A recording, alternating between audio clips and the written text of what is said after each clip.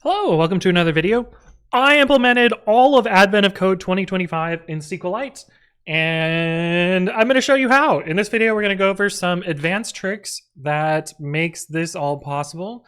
Then we'll go day by day and show how I approach the problems in Python, and then ported those solutions to SQL. I guess more specifically to SQLite, which is my favorite database engine. I've made another video on it, so check that out. I'm not going to be going over SQL basics, but we are going to be going over a bunch of different, more advanced tools that I'm going to be using to solve these problems. And I guess I should say, what is Advent of Code? I also have a video on that, so check that one out as well. But the TLDR of Advent of Code is it's a series of programming puzzles that come out once per day in December. This year there are 12 days of puzzles. Previously they were all 25 days. I'm actually really glad that it's only 12, and a lot of ways that's how I was actually able to have the time to implement them all in SQL, because I've done some in the past in SQLite, but this year I was able to actually get all of them done, which the changes that were made this year, among other things, like removing the global leaderboard, I'm really happy with. But anyway, for my solutions, I'm not going to be aiming for the most efficient possible solution. I'm kind of aiming for something that finishes within a reasonable amount of time, and ideally is readable enough and understandable enough. So yes, some of the solutions that I'm going to show could be further optimized, but I'm just going to go for something that's good enough. And so you might be asking, why though? why would you implement these in SQL? And I think the best response that I have to that is why not? I've actually found the oldest SQL solve that I tried to do for the lulz, I guess, back in 2019. And I've sort of fallen in love with the SQLite as an idea. Like it's so bad. I don't want to say bad. It's so simple that being able to use it as a general purpose programming language is a challenge, and I like that challenge. Like it only has 5 data types total, like I guess null, int, float, string, blob, maybe. And it doesn't have nice things that would make general compute easy. Like it doesn't have stored procedures. You can't make custom functions. It's missing a bunch of common aggregations. It's simple, which is great. And this year, I was thoroughly surprised by how well SQLite actually solves some of these problems. In fact, I don't have an explanation for this yet, but my day 9 part 2 is actually 10 times faster in SQLite than it is in CPython. And I'm not talking like, it was 1 millisecond in CPython, 0.1 millisecond in SQLite. It was a full minute in CPython and like, a handful of seconds in SQL, which is surprising to me. But I also think that's pretty cool. Sometimes, I learned some things about how to think about an algorithm as well in a different way while structuring it for a database engine. Okay, so let's talk about how we're gonna go through and solve these. First, I'm gonna be using the SQLite command line on Ubuntu 24.04. It's pretty old already, and in a lot of ways, using the latest version actually makes some of these problems easier. Not trivial in any way, just like there are some niceties added in more recent versions of SQLite that make the problems easier, but I'm using an old version. I'm on a stable LTS, and that's fine. There wasn't anything that sort of was a game changer that I would want. It was mostly just small conveniences. Note that this has a few things compiled into it that makes it slightly easier. I'll talk about that in a little bit when we talk about JSON functions. But for the most part, there's no fancy loaded extensions out of the box that make this make the problems trivial. Speaking of loadable extensions, I'm not going to be using any of them throughout this beyond the JSON one, which is preloaded. Basically, I'm not going to load any extensions. This would trivialize a lot of problems, especially because I could just write solutions in C that would just solve the problems trivially, and there's no fun in that. I'm also not going to be using any of SQLite's dot commands. So for instance, there's a bunch of like for instance dot open file name. There's a bunch of dot commands that are sort of instructions to the command line. We're going to avoid those. Some of them trivialize the problem. Some of like there's a shell, for instance, I think Yeah, like I'm not gonna just implement these in Bash or just shell out to Python. I will be using them to demo as I'm walking through stuff. So like, for instance, I'll use headers on to show, you know, I guess this won't have a header. Oh, it'll have a header. That's just one. Although I think mode box is the better version of headers on. Yeah, I guess we'll be using mode box. I will be using some dot commands just to show some stuff, but I'm not going to be using them in my actual solutions. I'm also limiting myself to not pre-processing the input in any way. Part of solving advent of code problems is the parsing step, and so I'm not going to trivialize that. I'm going to force myself to parse them in SQL and then do the computation. It would feel too easy without that. And there's gonna be another limitation that I'll get to later when I talk about triggers. Basically, SQLite has triggers and has recursive triggers, but you can only turn them on with a pragma, and so we're gonna be skipping that pragma. But we'll talk about that in a bit. And that's the rules. And then I'm just basically gonna solve all the problems. So first, let's talk about the tools that I'm gonna be using to solve things, and then later we'll actually jump into solutions. So starting with day 0. So first off, it's a database engine. It has all the basics of SQL that you would expect. I'm not going to teach you the basics of SQL, but I just wanted to show you here that, like, you know, you can use aggregation, you can use group by, you can create tables, you can you know, do some amounts of math, and for the most part, you know, it operates like a database engine. So not gonna teach you SQL. If you want to learn SQL, go find another video. There's so many of them on the internet that can teach the basics. But we're gonna teach advanced topics. All right, the first one that makes these a lot easier is the read file function. This is actually a quine. Well, if I remove this, it's a quine, in that this is a SQL file that reads itself and produces its source code. But read file is file IO. This is how we're going to be reading our input in, and then we're going to be manipulating it afterwards. This is probably the cheatiest function we're going to use, but I don't know how else you would read files. And in fact, if we look at my first solution back here, I didn't even know about this function. So I was just stamping the input directly into the code and then going from there. And so slight improvement over just pasting it in here is to actually have, you know, input as something that we can read from a file. And if we run this, of course, you can see that we get a string that has the contents of this file. Cool. Next, cheesiest part of this is JSON functions. This is probably the biggest logical jump that I made this year in improving how I've solved problems with SQLite, in that I not only let myself use JSON, but it's really effective for parsing problems and for representing intermediate data. This is just a simple example of a table valued function, basically something that you can call that turns something into a table. So this JSON each turns each of the elements in this list into a row, essentially. And there's a lot of other JSON functions. We'll I guess talk about them as they come up, but for the most part, you can manipulate JSON objects as rows. The important things to note from JSON each are key and value. These are probably the only ones that I actually use here. The rest of these is just, I guess, if you needed more metadata about stuff. But value, for the most part, is the most important one. Key occasionally gets used. And JSON each also works on dictionary or maps. I guess they're maps in JSON, but we almost always use it, or I almost always, the royal we, I almost always use it just on lists in my solutions. But JSON trivializes a lot of the parsing and then a lot of the manipulation. So we'll have that on full display in some of our solutions here.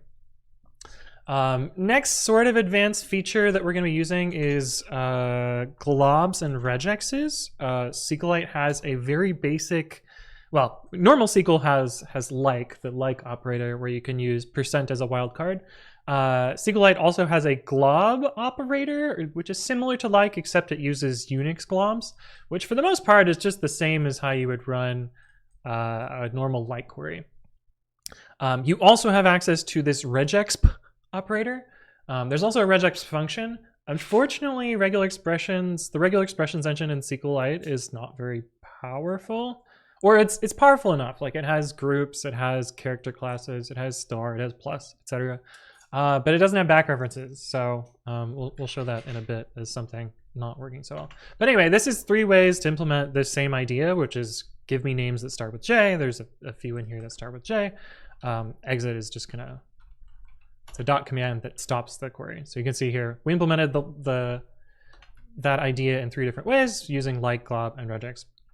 Here's an example where like I would want one more feature in the regex engine to be able to do something, but unfortunately there's no back references. So like here's my attempt at saying I want names with a repeated letter, and this would be one way to implement something with a repeated letter where you capture any character and then the character after it needs to be repeated. Unfortunately, if we run this,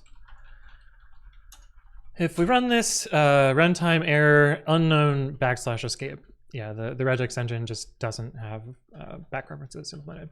So unfortunate, and this actually will come up in our solutions because if this existed, this would trivialize one of the problems. And so I'll show you the quite clever solution that I used to avoid needing this.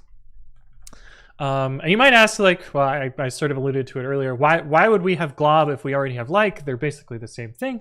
It turns out there are some things that you can do with Unix globs that are slightly more easy to represent than with like operators. Here's just one example, like show me names that start with JA or JE.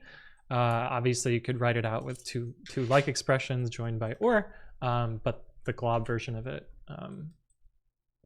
does the same thing and slightly more succinct. We actually won't use these too much, I think. Grep-e glob or regexp. I mean, even like, I don't think we use all that often. Yeah, I guess we use glob once.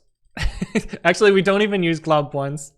I just mentioned that it would be mildly faster to do this, but we did it in a different way. But anyway, we're not even gonna really use these, but they are useful tools, and I've found that like, actually, no, I didn't even use the regex function. Well, I don't know why this is in my outline. Anyway, next feature that we're gonna talk about is window functions. Kind of a fun fact about window functions. I didn't know the name of these for years. And oddly enough, one of my first ever Stack Overflow questions, one of my first ever Stack Overflow answers way back in 2011 is some of the basics of a window function. We'll go over this more specifically. I was using T-SQL at the time, Microsoft SQL. But yeah, let's talk about a window function. So basically a window function allows you to perform some sort of aggregation over some subset of other rows. And so this can help you, this first example is just a running sum. It's probably the most simple example here. Create a table with some integers, 0 to 4, and so every number we're going to see the running total. Yeah, so you can see here 0, 1, 3, 6, 10, etc. Obviously, this is n plus 1 over 2, but maybe it makes sense to use a window function. And actually, I'll show this off in at least one of the solutions because I originally implemented it without window functions, and I was like, oh wait, I bet I could simplify this. After reading some more SQLite docs and seeing that, oh yeah, they do have support for window functions. Another example, and this is kind of just like one of the canonical examples that they give for window functions, is you can use it to sum within a group. So for instance, let's say we wanted a query that gave us all of the products. This is a nonsense query, like all of the products, but then the sum of the cents within that department. I don't know. I made this up before the video. It's close enough. So you'll expect to see a P1 and then what is this? 666? Oh, nice number there, I guess. And 999. That was not intentional, but it is what it is. And so this row will have 999 and 999. This will have 666 for all 3 of these. And so basically, we select the department and the product, and then we can partition by department. This is kind of saying we're going to group by this, but not actually group by in SQL, because then we would only end up with 1 row per department. So cheeky little way to give us more data based on related rows. We don't actually use these too often, but there's a lot more complicated things that you can do with window functions. Like you can reference the row before you and the row after you and do funny math on it. I find them kind of hard to explain in my solution, except for this basic running sum. Like I think this is the only thing I used window functions for. But anyway, wanted to show those off. Next is triggers. I talked a little bit earlier about triggers. Triggers is probably the closest you can get to function calls in SQLite. Basically, you can attach some code, a query, to a table, and on some side effect of that table, you can perform some other side effect. These have a pretty unfortunate limitation in SQLite in that you can't trigger a trigger from a trigger. You can by doing pragma recursive triggers equals on or something like this. But even with this, recursive triggers in SQLite perform horribly. Like if you get to any nesting that's deeper than like 10 or 15, the execution just grinds to a halt. I haven't really figured out why, and so for the most part, I'm just going to avoid triggers. I also think that there's more expressive ways to implement these without triggers. We will be using a trigger for one of the solutions just because it was the easiest way to think about the problem. But triggers, yeah. So anyway, this small example creates an integers table and another table that's going to be the squared value of that. We add a trigger on the int table after insert. We're going to perform whatever side effect here. You can actually have as many queries in here as you want. The queries cannot contain some features though, which makes them a little bit limiting. They're also really difficult to debug because you can't just like select stuff in here and have it print out. So I found working with triggers, at least in solving these problems, to be a big pain in the butt. And so generally I'm avoiding them. But in this particular case, we have after insert, we can reference new, which is the row that's being inserted, and we can do something else with it. So in this case, we're inserting into squared with the squared values. After we attach the trigger, send some values into ints, we can then retrieve the values from squared, just as a side effect of inserting them. Yeah, cool, squared. Obviously, there's better ways to do this by just squaring the values. There's no reason to do this with a trigger, but I wanted to demonstrate sort of how triggers work. Okay, the next little feature that we're going to use is a table-valued function called generate series, and this function did not exist when I first started solving things in SQL, but my goodness, is this function really, really useful. Basically, it is yet another tabled valued function where you call it and it gives you a table as the result, and it takes in parameters, and it's essentially range in Python. It allows you to generate integers. So in this case, we generate the numbers 1 through 10. We produce their value, and then we're actually reusing a window function from earlier to sum the current values. This is actually very similar to the demo in the windowed functions, but you can see here we have a running total here and all the integers. Yeah, generate series is super helpful. There's actually ways to generate series without generate series, and this is what I did in previous solves. And we'll talk about that technique right now because we're getting to the most complicated thing and the most powerful thing, which is CTEs, common table expressions. And before your eyes glaze over, I'm going to start with a simple example and sort of show you how it works. But we're essentially able to define a query recursively and do computation on that query. Now, the way that I like to think about this is, well, it's split into 3 parts. So first is the recursive definition, where you're making a temporary table, not actually a temporary table, but you can think about it that way. You list the columns that you're going to have in your temporary table. You have some initial case, we'll actually talk about later, where you can have multiple initial cases. You'll have a union all, and then you'll have a select query, a recursive query, where we select from the actual recursive table itself. And then finally, with the context of this recursive query, you can also select from it. There are also non-recursive CTEs, but I don't think I used any in solves. Their non-recursive CTEs are helpful for simplifying expressions, but just ignore those for now. We're just going to talk about the more complicated recursive ones because those are the ones that are going to be helpful for us in solving problems. Okay, so let's look at this query and look at how it executes. So the first thing that you're going to do in a CTE is you are going to run the initial case. And you can kind of think about a CTE as a queue. So I'm going to represent our queue by just a box here. So we start with select one. As we sort of process one item from our queue, we're going to run our recursive query. So the first time we've inserted one, NN has just the value 1 here.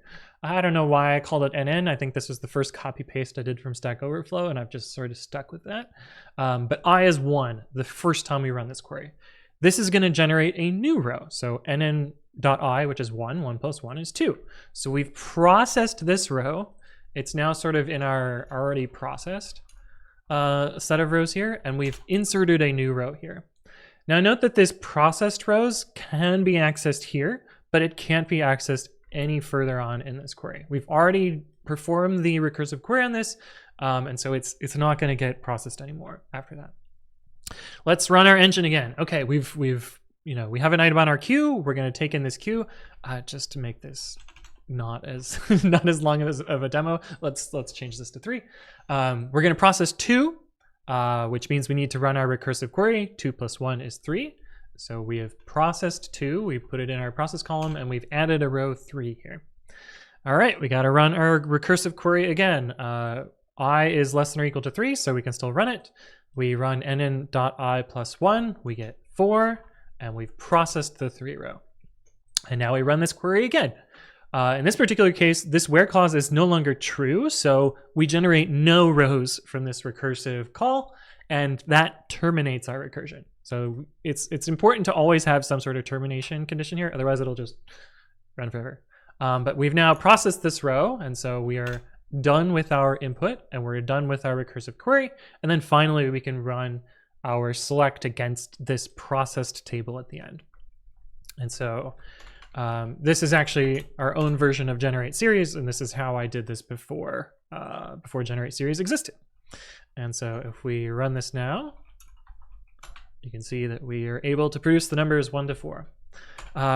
It's not just for counting. You can use this to do any sort of computation, basically, as long as you can represent your problem as like a base case and then some iterative manipulation of that base case, you can basically do any computation.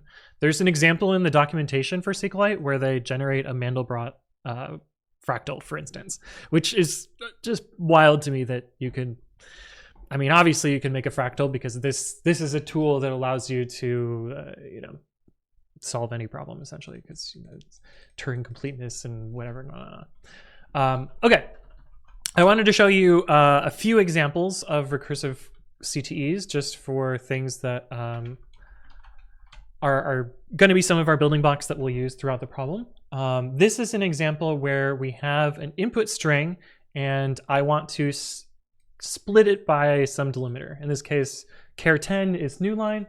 I cannot figure out how to make a string in SQLite that actually, like, I want to be able to just do hello backend world backend, but either I don't know what I'm doing or like there's no escape sequences. So this is the least bad way that I've seen how to do this. So anyway, that's, if you see char 10, it's the new line character.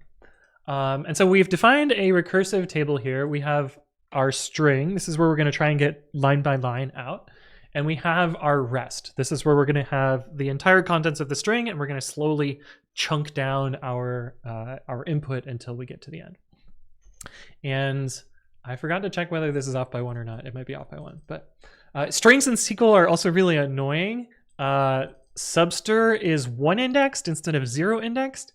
Now, all of the JSON functions are 0 indexed, so those at least work as you would expect. But annoyingly, we don't.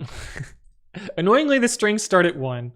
Also, the substring function in SQLite is also really annoying because it's 1 in length instead of like start and stop.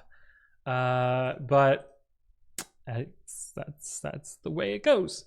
But anyway, basically what we're doing is in our string column, we're chomping off something up until the new line. And so that's what this is doing here. And then we're updating rest to be chomping from the new line onwards. And so inster is essentially at what position in this string is this search string found. And then, yeah, it just chomps until it's done. We have our termination condition here, which is we're waiting until we get empty string. Basically, we've exhausted the rest column, and this is a way to split a string. I'm also going to show you how it executes. Actually, maybe we do that first before we show the actual answer part here. And I think this is also like, this is essentially how I debug these problems, is by doing select star from NN, and often I'll put a limit here because sometimes I'm not entirely sure what my termination condition is, or sometimes I don't actually. Sometimes I write bugs and it just runs forever. So this is a nice way to sort of watch how it steps through the table. This is probably the most, the closest to a debugger I'm gonna get. All right, let's run it now. Okay, so you can see here, we started with our base case here. This is null, and this is our string, hello, new line, world, new line. And then each time we've chomped, so the first chomp, we grab hello, and rest is now world, then we chomp world, and now rest is empty string. And so this is kind of how it executed that query. Now, if we want to get just the useful bits out, which are the rows of the lines, we need to skip this one because it's null, and make sure that we're just selecting S. And so that's what this this second select statement here does. So just grab the S, skip it where it's null, and that gives us hello world in each row. I guess the box output doesn't show you that there's 2 rows here, but trust, those are 2 rows, not 1 row or one string that's 2 lines. Yeah, and so this is a pattern that I used to use all the time for parsing. I'm mostly going to use JSON to parse now because it's a little bit easier. But this is, the one of the building blocks for parsing stuff. Okay, and I wanted to show you something I learned about CTEs this year. This is a little bit more advanced than just the basics of CTEs. But it turns out you can have multiple initialization cases. I didn't know this initially, and so I was doing like a lot of complex twiddling where I would like have 1 row of input, and then when I was done with it, I would select the next row from a table, select the next row from a table, and like do all this complicated state management. But it turns out you can just initialize your recursive query with as many rows as you want, and it's still just going to process those rows one at a time with our recursive query, so you don't need to do any sort of special bookkeeping here. The other neat thing is your recursive query can also produce multiple rows, and so you can have something that branches. You could write like a tree traversal algorithm where you select the left hand side and the right hand side, and like figure out the width of your tree or something. I don't know, but in this particular case, we have 3 base cases here. This is just a silly example where I'm doubling the value until it's over 100. And keeping track of the original value just to make it easier to read here. And we're just going to show the entire execution of this table. And so if we run this, you can see we have our base case here, 1, 2, 3, 1, 2, 3. Then it processed that 1, 1 row, it doubled it, 1, 2, then it processed the 2 row, then it processed 3 row, etc. And interestingly enough, the 2 and 3 rows got cut off before the 1 row here. So we actually have an extra 1 row here at the end, which is kind of neat. And so, the where clause might terminate one of the recursive rows, but not necessarily all of them. And so you can kind of build out some more complicated thinky bits here. But yeah, those are the basic tools that we're going to be using to solve these problems. And now we'll start solving them. All right, let's start with day 1. Okay, so the input for day 1, or I guess the problem for day 1, is we're dealing with like a dial on a safe, I think it is. And the input is going to be a series of either left or right instructions. So L with a number or R with a number. Basically telling you how many ticks on the dial you're going to turn. And the dial starts at 50, so it's initially pointing at 50, and the dial wraps around at 100. So there is no 100 on the dial, 99 then goes to 0 if you keep turning in that direction. Cool, okay. So for part 1, we're going to be following the rotation. So we're basically going to perform the rotations that it tells us to do. This is the small input that was given with the problem. And the answer for part 1 is how many times does the dial land on 0? For part 2, we're also going to be following the rotations, but instead of finding how many times does the dial land on 0, it's how many times does the dial rotate past 0, or like, touch the 0, either landing on it or rotating past it. Let's show the Python solution that I came up with first. basically, as the problem states, you know, start at 50. The kind of obvious thing that I'm thinking in my head when I hear wraparound is modulo. We'll show why this is a problem in SQL in a bit. There is a modulo operator in SQL, but we'll show why it's not that useful. We go left, we subtract if it's L, and so we figure out the sign here, multiply the sign, add it to our current position. If we've landed on 0, we increment by 1. That's basically it. I guess we can do Python SQL. Yeah, let's do it that way. Okay, cool. So now that we've done part 1 in Python, let's look at the SQL version of this. And the first problem that we run into in modulo, modulo in Python is what I like to think of as useful. In that, like, if you have, I don't know, 55 mod 50, you're gonna get 5. Cool. That's how it works in SQL as well. But if you have negative 55, you kind of want this to be 45 and not negative 5. And so this is the nice mod. SQLite doesn't have nice mod. SQLite has bad mod. Oh, we need to select. Ugh. Select 55 mod 50. We get 5. If we do negative 55 mod 50, we're gonna get negative 5, which is actually not the right number that we want here. But we can cheese around it by adding our modulo times some large number. And so this will force it to be positive and give us the right value. So we're gonna use this trick to make mod work sort of reasonably. Obviously, if we had a dial number that was much, much larger than this, then it wouldn't work. But we're going for practical solutions, not perfect solutions. So this is how we're gonna work around modulo here. Now the first part of this problem is parsing, and I could take 2 versions of parsing. I decided for the cheesiest parse possible, which is naturally the L is left, so we can make this number negative. All of the L numbers negative. We can just get rid of R in the input and just treat those as positive. And then we need to turn these into an array of lines. And so basically what I did is cheesed it with JSON and string replacing. So, you know, similar, I guess you'll see this pattern in almost every problem that I'm doing. We have an input table at the top. We read the contents of the file. We trim off any new lines at the end. This is basically, you'll see these first 2 lines in all of my solutions. We might actually add another column for some of these, and for the problems that have a number as an input as well, but this is going to be the basic structure. We create a table dials, and we are going to insert into it. This is the tricky part. This is the cheesy bit that I talked about before. Oh, it's behind the screen. Basically what I'm doing here is putting a square bracket on the front and on the end, replacing L with negative, replacing R with empty string, and replacing new line with a comma. And we can see what that looks like by commenting this out. Just to show, I'm not going to do this for all the problems, but this is how you could see like what the parsing would look like. So this is the input given this particular problem here. So I'm nicely converting it into JSON, and then I can use the same, or the JSON each that we showed before. There is a weird quirk with this that I don't know if it's intentional or not, but for some reason you need doubled parentheses here. Don't really know why. I guess it makes some sense in that like this select query could be ambiguous between like function arguments, and I don't know, but it felt weird to me, but double parentheses are necessary there. And so basically what I'm doing here is I'm just, you know, parsing the input, putting it into this dials table.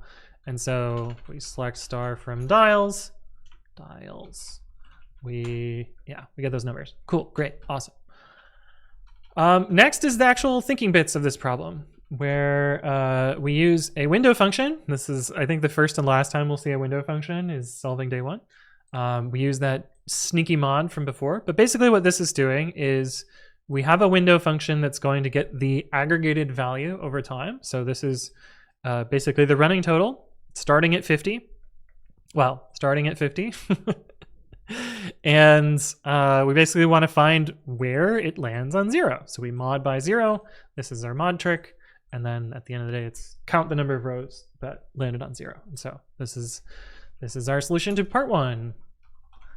And for the sample input, it's 3. Note that like these also run on a particular file. So you can change this to like, I have my full input here.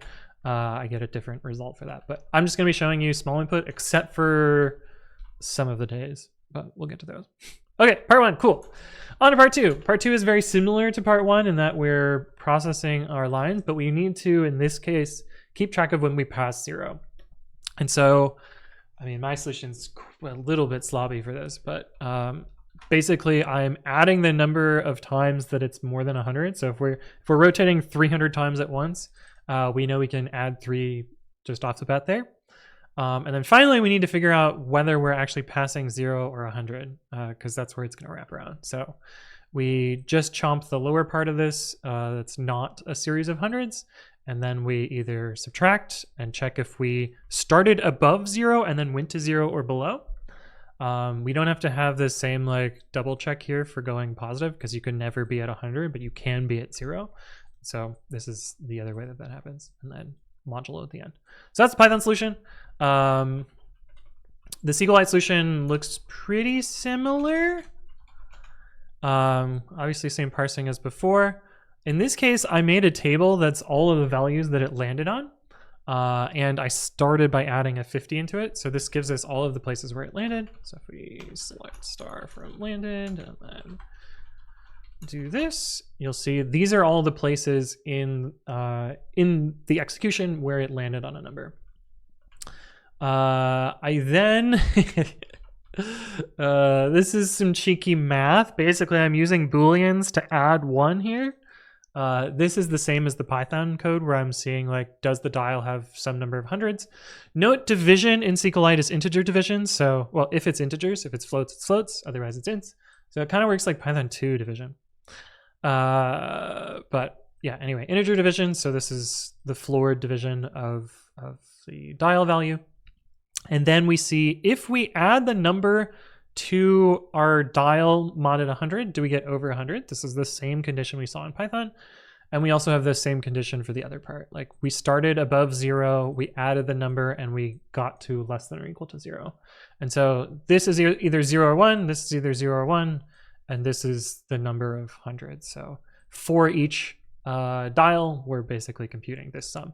And so we just sum it all up and then join between the landed and dials tables where they have the same row ID. So dial 1 and the landed 1 basically produce a, I guess I could just show you by commenting this out and select star. So you can see here, like we start on 50, we're processing dial -68. Then we got to 82, we're processing dial -30. Then we got to 52, etc. Sorry, you get the idea. And so that's how that works. And so if we uncomment this, I really need to make a default comment character based on the language in my editor, but I haven't gotten around to that. And if we run this, it passes 0 6 times. Obviously that's the sample input, the larger input was larger. All right, on to the next day. All right, day 2. All right, in this problem, the input is a series of comma-separated ID ranges. They look like this, for instance. And we're trying to look for IDs of a particular pattern, and then we're going to sum them all up. In part 1, we're looking for patterns where the first half of the number and the second half of the number are the same. So for instance, like this chunk is the same as this. However, in this case, they're not the same. So 1 1 1 is not 2 2 2. And in part 2, the repeats can be any length. So in this case, this is 3 repeats of length 1, for example. This is 2 repeats of, 3 repeats of length 2.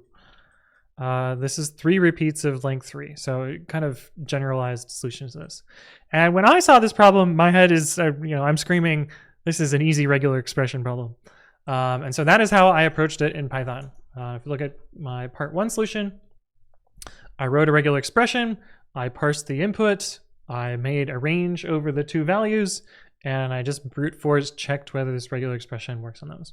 There is some like fancy math that you can avoid this, but I wanted just the most obvious approach, and so this is what I did. And part 2 is basically the same as part 1, I just changed my regex. So if we diff the two, part 1, part 2.py, yeah, literally all I changed besides my test case here, I added 1 character. So the part 1 to part 2 was extremely straightforward. This is series of digits, cautious, what is it called? non-greedy, cautious. And then a back reference. Now, those paying attention earlier in the video, back references are not something that's supported by SQLite's reg extension. So we have to get really creative here. And I love my solution for part 2 for this one. But let's start with part 1. Again, we have, input table. We're using some JSON parsing here. We're basically replacing comma with making a bunch of subarrays. So I guess it's probably the easiest way to show this is to just show what it parses as. Slurp. Podman, what are you doing? And so this is what I turned the input into. Yeah, it's fine because we didn't actually, we commented that. So basically the start and the end for each of those. So taking the comma separated things there. So cheeky JSON stuff. And then we get to use generate series for the first time. It actually works really nicely for this problem because we have start and end. And so we generate all the numbers within the ranges. We sum the ones that match the condition, and our condition is just substrings. So SQLite's types are a little bit wishy-washy. Even though this is an integer, it can just be treated as a string. It's basically JavaScript. But this is saying the substring of the first half of the string is the same as the substring of the second half of the string. And so running over all those, and we run this, and oh, dang it, I forgot to get rid of a semicolon. There we go. And that's the expected value. Just trust, that's what it is. Part 2, unfortunately, we don't have just, but part 1 was easy because we could just say like the first half and the second half are the same. Part 2, we don't have this luxury. It could be any arbitrary substring repeated. And so I really, this solution is really cool. I really like this. So I'm actually going to comment this out so you can see what it does. Oh, and actually, well, what's the best way to do this? Let's just copy this query. So basically what I did here is very similar to the first problem. We're selecting from the ranges, we're looping over the start to end, so we get every number within that range. Then we're going to join on another series of numbers. This is the number starting at 1 until half of the length of the string. So this is basically the chunk size, like how wide of the string. So like if you had a string of size 6, we would start with a chunk size of 1 and just check that every character is the same. Then we would try a chunk size of 2, and we would get 3 pieces of that 6-character string. And then we would try a chunk size of 3, and we would have 2 chunks. And so this is our chunk size. We can limit the chunk sizes that we're checking by modding by the actual length. And so like there's no reason to look for a chunk size of 2 if you have a string that's 5 characters, for instance, because you would never be able to match 3 chunks as the same value there. And so we make sure that this is evenly divisible. And then we also do a third generate series over the numbers from 0 until the chunk value. And so this is essentially getting us our which chunk we're looking at. So all of the numbers, chunk size, and then the chunk. And then finally what I'm doing is I'm grouping by the chunk size and the integer value. So for each integer, for each chunk size. We want to find the case where all of the substrings, all of those chunked substrings, so it's essentially substring of the value, 1 indexed, the chunk size times the chunk number, and then the chunk size length. So that gets us each of the little substrings here. And that's kind of the query I want to show you before I show you the answer query. So group by and then having. This is one of the cases where after grouping we're able to do a little bit of computation. And so we're checking that we only have one unique chunk. Oh, you don't see that. Yeah, you only have one unique chunk. So that's saying that they all matched. And I didn't realize, I knew you could do count distinct. We'll actually see later where I use sum distinct. Oh, actually, literally right here. I didn't know you could sum distinct, but I learned it while implementing this. So cool little bit of knowledge there. So let's actually change this query to select that substring value just to show you kind of how this executes. We'll actually put I.value in here as well and cs.value. That way we'll be able to see everything that's going on. Yeah, so let's try that query. And so, well, there's gonna be a lot of output, isn't there? Yeah, unfortunate. So this is the answer, of course. And for each of these, we're basically, this is chunk size of 1. I should have put the chunk too, but anyway, for the number 11, chunk size of 1, and the first chunk is 1 and the second chunk is 1. So in this case, it was successful because there's only one unique chunk in this left column here. 12, on the other hand, is not successful of size 1. We don't have these. Let's skip past the 2-digit numbers because they're less interesting. Let's get to, I don't know, one of the big numbers here. Yeah, this one. So chunk size of 1, it's going to go through each, and they're not the same, so it knows that those won't work. Then we look at chunk size of 2, 21, 21, 21, 22. Oh, I was so close to matching there. Unfortunate. And then chunk size of 3 doesn't fit divisibly, 4 doesn't fit divisibly, but the next one is 5, and so these are the chunks of size 5. And obviously those don't match, and so that number wasn't in the output. But yeah, that's basically how this one worked. I actually wrote this answer twice. The first way that I solved this was by building a JSON array of each of the chunks using a CTE, but then it turns out that it was just much easier to do this, you know, for loop essentially. But I really like this solution. I think it's really cool. And that's day 2. Time for day 3.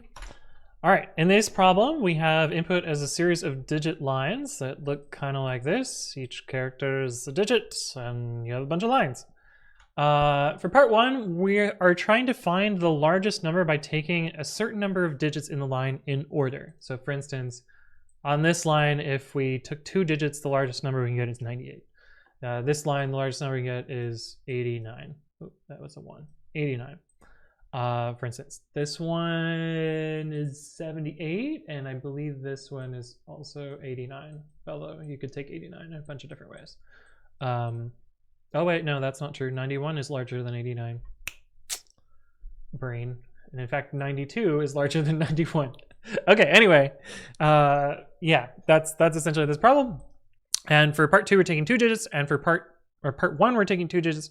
For part 2, we're taking 12 digits. When I solve this in Python, you only see part 1, you don't see part 2, and so I just decided to implement like the most straightforward solution I could think of, which is to find the largest digit in the line, and then find the second largest digit in the line. And if the index of the largest digit in the line is the last digit, then I have to find a different digit, swap them around. Not the most elegant, but it works for n equals 2, and you know, no reason to optimize for generalized n until you realize that you have to implement that for part 2. But basically, yeah, just find the 2 largest digits with the special case of the last character. Now, thinking about this for part 2 is actually a little bit more complicated. I'm actually going to show you the Python for both of them first, because part 2 can actually be generalized to solve part 1, and when I solved it in SQL, I just solved it one way, and then you can adjust a number to pick whatever solution you want here.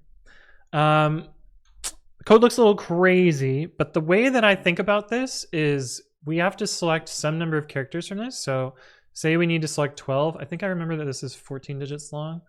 And so when we're searching for a digit, searching for the largest digit, we sort of have a buffer on the left-hand side that we know we can't consume. So this is probably a good example. I think this was the, I wish I knew exactly. Let's make a smaller case. So let's say we have to do n equals 3.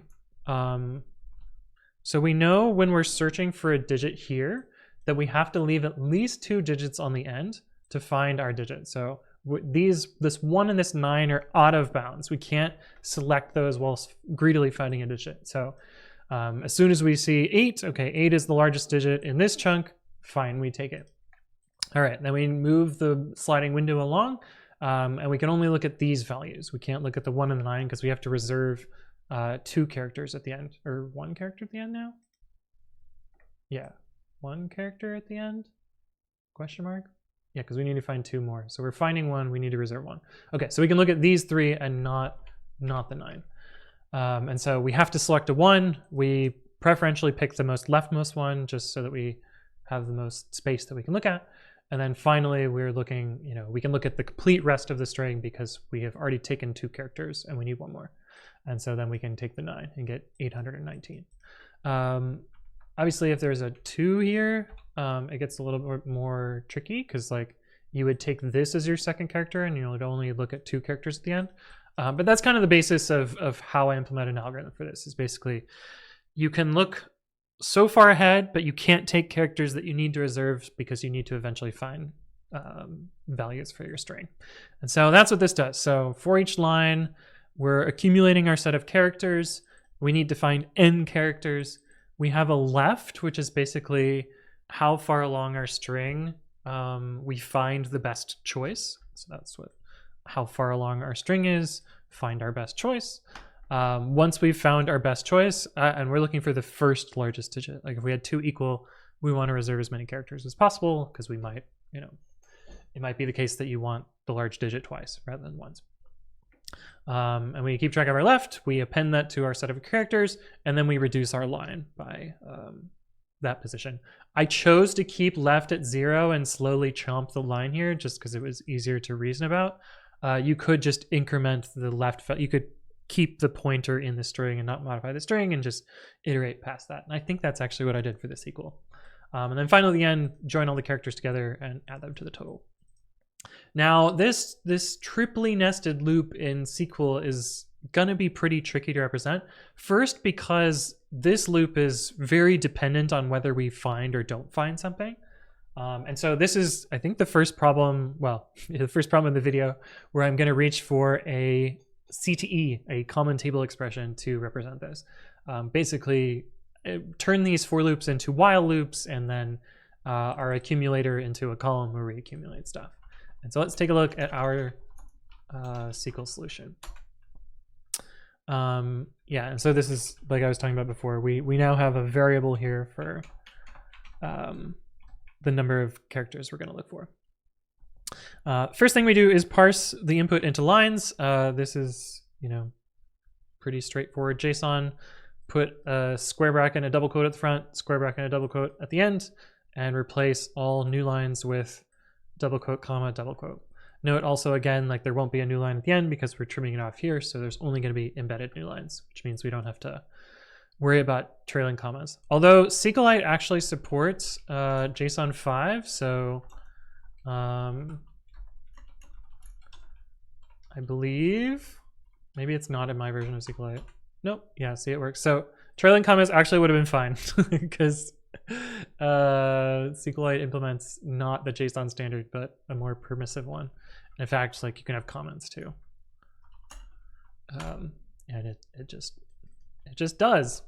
But anyway, parse JSON, and this is our recursive table.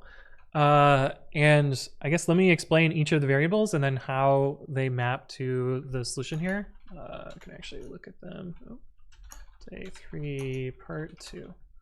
So I actually tried to keep all the variable names the same here so that it's easier to explain. But chars is basically our accumulator here, adding the characters over time. And so, yeah, we'll go over each of these expressions in a second. I is the number, the nth digit that we need. J is our little search pointer. Left is where we found our best character, and then we keep line and n around just to make the queries easier to write. Like I could select this from our input repeatedly, but it's much simpler to just do it like this. It's also a lot easier to just access the line here rather than having to requery our original table.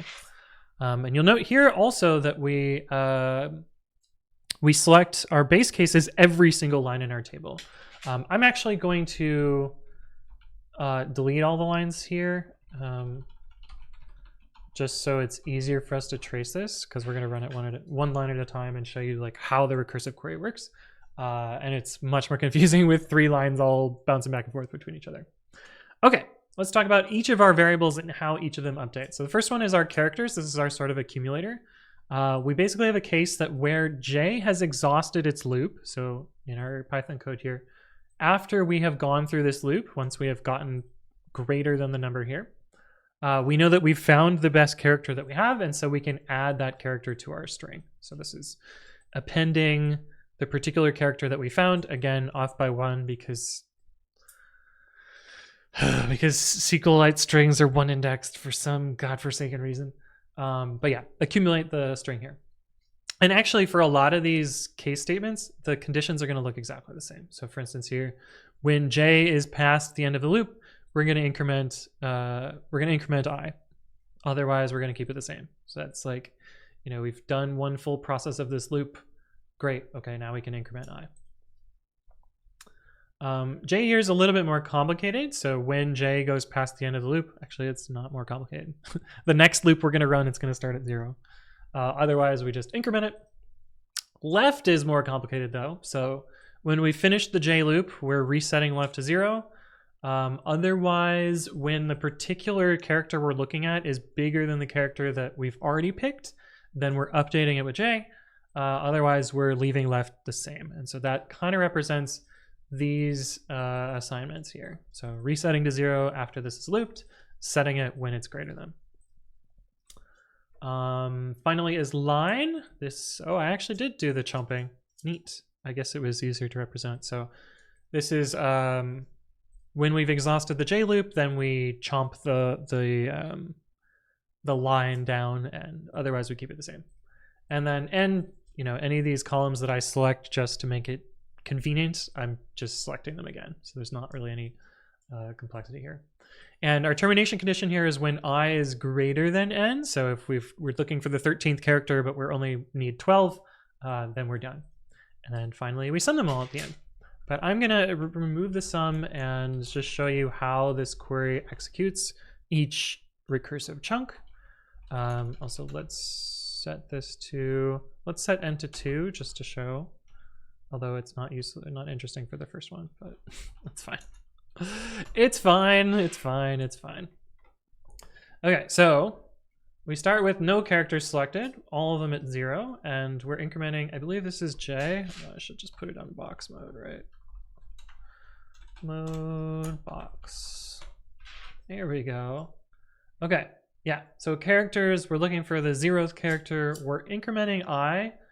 Looking along this, we've set it initially to 0 to match this character here. So we're not going to find anything larger than 9. So it actually just goes through the entire loop here, gets to the 14th character, which is right before the end. So not the last character, and then stops. And so we've figured out, we found that character at index 0. We add it to our output. We're now looking for character 1, and we reset J, and we reset left. We also chomp that chunk off of the string and then continue onwards. So you can see here we're now searching for the next character. We actually also find it at index 0, which is why this is not a very interesting example. So we'll show another example in a sec. But you can see that, zoop through J. Eventually we get to that same 14th index, coincidentally the same index this time. And then we add our character, and we're actually done at this point because this hits our end condition. And so that's how we find our answer for this. Let's put some of the other ones back. This one is kind of interesting. Let's put this one in. Let's just run that one. So we run again. You can see here, we basically do the same J indexing. We actually find our first biggest number at 6. This is the first time we see a big number bigger than 8, which is 9. And then we get to the end of our string. So we put the 9 character in here. Great, awesome. And then we chomp the rest of the string. We iterate again. We find this 2. And so we're able to find that at position 4. We don't find anything bigger. We add that to our characters, and then we're done. Obviously, I mean, it chomps the string down to the last chunk, even though there's nothing more to search for, but it's just easier to write the full logic than find some way to make it end early. So that's basically the algorithm here. Now the actual code runs all of these concurrently, similar to the CT stuff that we explained earlier. And so you can see, like, it's actually very confusing to read this output because we're processing all 4 rows at the same time. But each of the rows is independent. Each of their state is independent, and their line is independent. And so they can all process in parallel, not actual parallel, but interspersed, and select out their particular number as things go. Yeah, like this one's kind of interesting because like it's already done here. So that particular row is already done, and these other ones still have to do a bunch of computation. But doesn't matter what order they get their answer in, just that they get their answer. And finally, at the end, we just sum them all together. And so a lot of times in these final queries, you'll see my condition being kind of the opposite of the termination condition here, because we're doing a search until we find the last row. So this is the opposite of this in a way. Not exactly the opposite, but it's the position where this was no longer true. And yeah, that's the answer for the small input. And if we change the digits to 12, it's going to do a similar sliding window, but get a much larger number here. And that's day 3. All right, it's day 4. For day 4, we have an input that looks like this. It's a map of paper rolls, and each paper roll is only accessible if there are fewer paper rolls in the 8 around it. So each direction.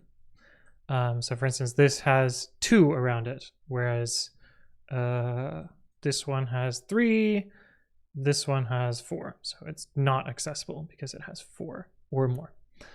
So obviously, like, one that has 7, like this one here, not accessible. Cool.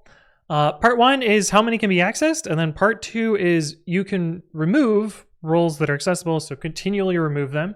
How many can be removed? And so I actually thought about this problem in 2 ways and implemented a different way in SQL, and then re-implemented in Python so that it was easier to implement in SQL. So let's walk through the Python solution first, which basically all I did was parse the input into positions, so X, Y, line, C, and I have a little helper function to look at all adjacent 8 coordinates. Obviously, I check if they're in bounds, and I'm checking the number that are around my current location. And if that number is less than 4, then we found one. And that's basically the idea of my first Python approach to this. I thought of a different way to approach this, which is to look for characters and then increment everything around you, basically generating a heat map of the particular parse things. And this heat map is sort of what I used to solve the SQL version of this. And so the heat map version of it looks more like this. Parse all of the coordinates where there is an at. Again, I have a little helper that basically turns this into X and Y coordinates. Yeah, X and Y coordinates. And then around each adjacent 8, if it is a point that is in our map, so we initialize everything 0. If it's a point in our map, increment the count by 1. And then we find all of the values that are less than 4. This should seem clear in how I'm going to translate this particular line to SQL. I guess let's look at the SQL solution for part 1, since we got that so far. Our basic input here. I didn't do a JSON trick here, although I probably could have by converting, each character into a string, or each character into a 1 or a 0 even. But I didn't do that. Instead, I used a CTE to go over essentially the same for loop that I did for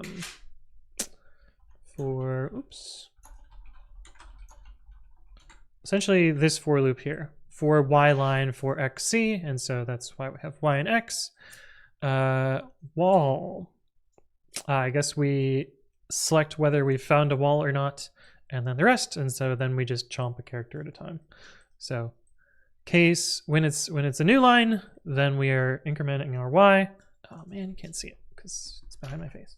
Yeah. So when we find a new line, then we increment y, otherwise y stays the same. Otherwise, when we hit a new line, we set x to -1. I had some like funky off by 1s here just because the base case was weird. But off by 1, whatever. It doesn't actually matter because whenever we're checking values, it's always 0. Otherwise, we increment by 1. If it's equal to at, then we have found a wall position, and then we jump a character at a time. And again, it's one index, so starting from character 2 just removes one character at a time. We loop until we don't have any input left, and then we're done. Note here that I also add a new line to the end of this. That way each line is normal, whereas I removed it up here. Eric is somewhat inconsistent with having new lines at the end of files, so I always make sure that I'm trimming all of them and then consistently adding one. That way I don't have to worry about whether it does or doesn't have a new line. Okay, but anyway, this whole query is basically finding a coordinate, finding all the coordinates of these roles. So if we mode box and we select star from chords, we can basically see that this is going to generate each of the coordinate positions of,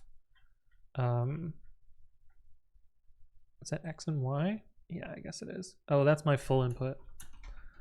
Let's not use the full input. Let's use the small one. The whole point of this is to show the easy to see one small. Okay. It's still going to be a lot of points, but at least it's a more manageable number now. But yeah, anyway, these are all the coordinate positions of our roles. Finally, from that, this is actually very similar to my helper that I wrote in Python. This is adjacent 8, where we have a table where we can find the change in X, change in Y, to basically give us those 8 coordinates around. I'm going to use this to join to get the resulting coordinates adjacent to stuff. Obviously, I don't have 0, 0. That would be the self position.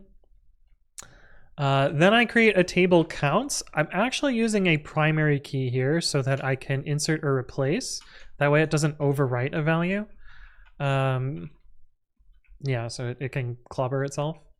Well, actually, no, it's because I initialize them all to 0, and then I clobber them with the actual values. And so this is kind of our heat map here. This is find coordinate plus dx, coord y plus dy, and then sum of 1, because we're going to eventually group by those. And from our coordinates table, we join the adjacent 8 around it. I actually don't need this query part, I think. I think I found that if I remove this, it doesn't actually do anything. This is just to prevent coordinates from going out of bounds. Maybe I do need it here. I know I don't need it for part 2, but this checks to make sure that we actually have a coordinate at this particular position. Otherwise, it would, color the heat map outside of the bounds of the box. Yeah, this is actually needed because otherwise you would have removable roles where roles don't exist. Finally, I group by those XY coordinates. That's what this sum is doing. And so we essentially get a heat map of all of the positions where things could get removed. So if we mode box, select star from counts. Yeah, this is the counts here. And so you can see which positions in our things have things that are, less than 4 or not. And then finally, again, we select all of these that have less than 4. So we get to use that heat map to find which values here. Okay, that's part 1. Part 2, I solved similarly to part 1. Basically, this is the part 1 code. And I basically just loop until I can't remove anything anymore. That's what this is doing. So record the previous total value. If it stays the same, then we're done with this loop. Otherwise, we just remove things and then we set them to a dot. And that's it. Of course, instead of strings here, we now have a list of one character strings, whereas before it was just split lines. And that's how I solved this in Python. Now, I wanted to adapt this nicely to the SQL solution, so I also wrote a heat map version of this, which looks like this. So this is the heat map that we computed for part 1, basically the same as that. And then again, I have this while previous does not equal total. Again, I'm just looping until it is done. And I don't know why this is here. I don't think this does anything. Yeah, this is dead code. I do most of these on stream, and so sometimes there's nonsense left over from before. But anyway, this is going to loop over each. If it's less than 4, we increment in the value. and we update all of the things around it by subtracting 1. So we're basically going to loop until we're done.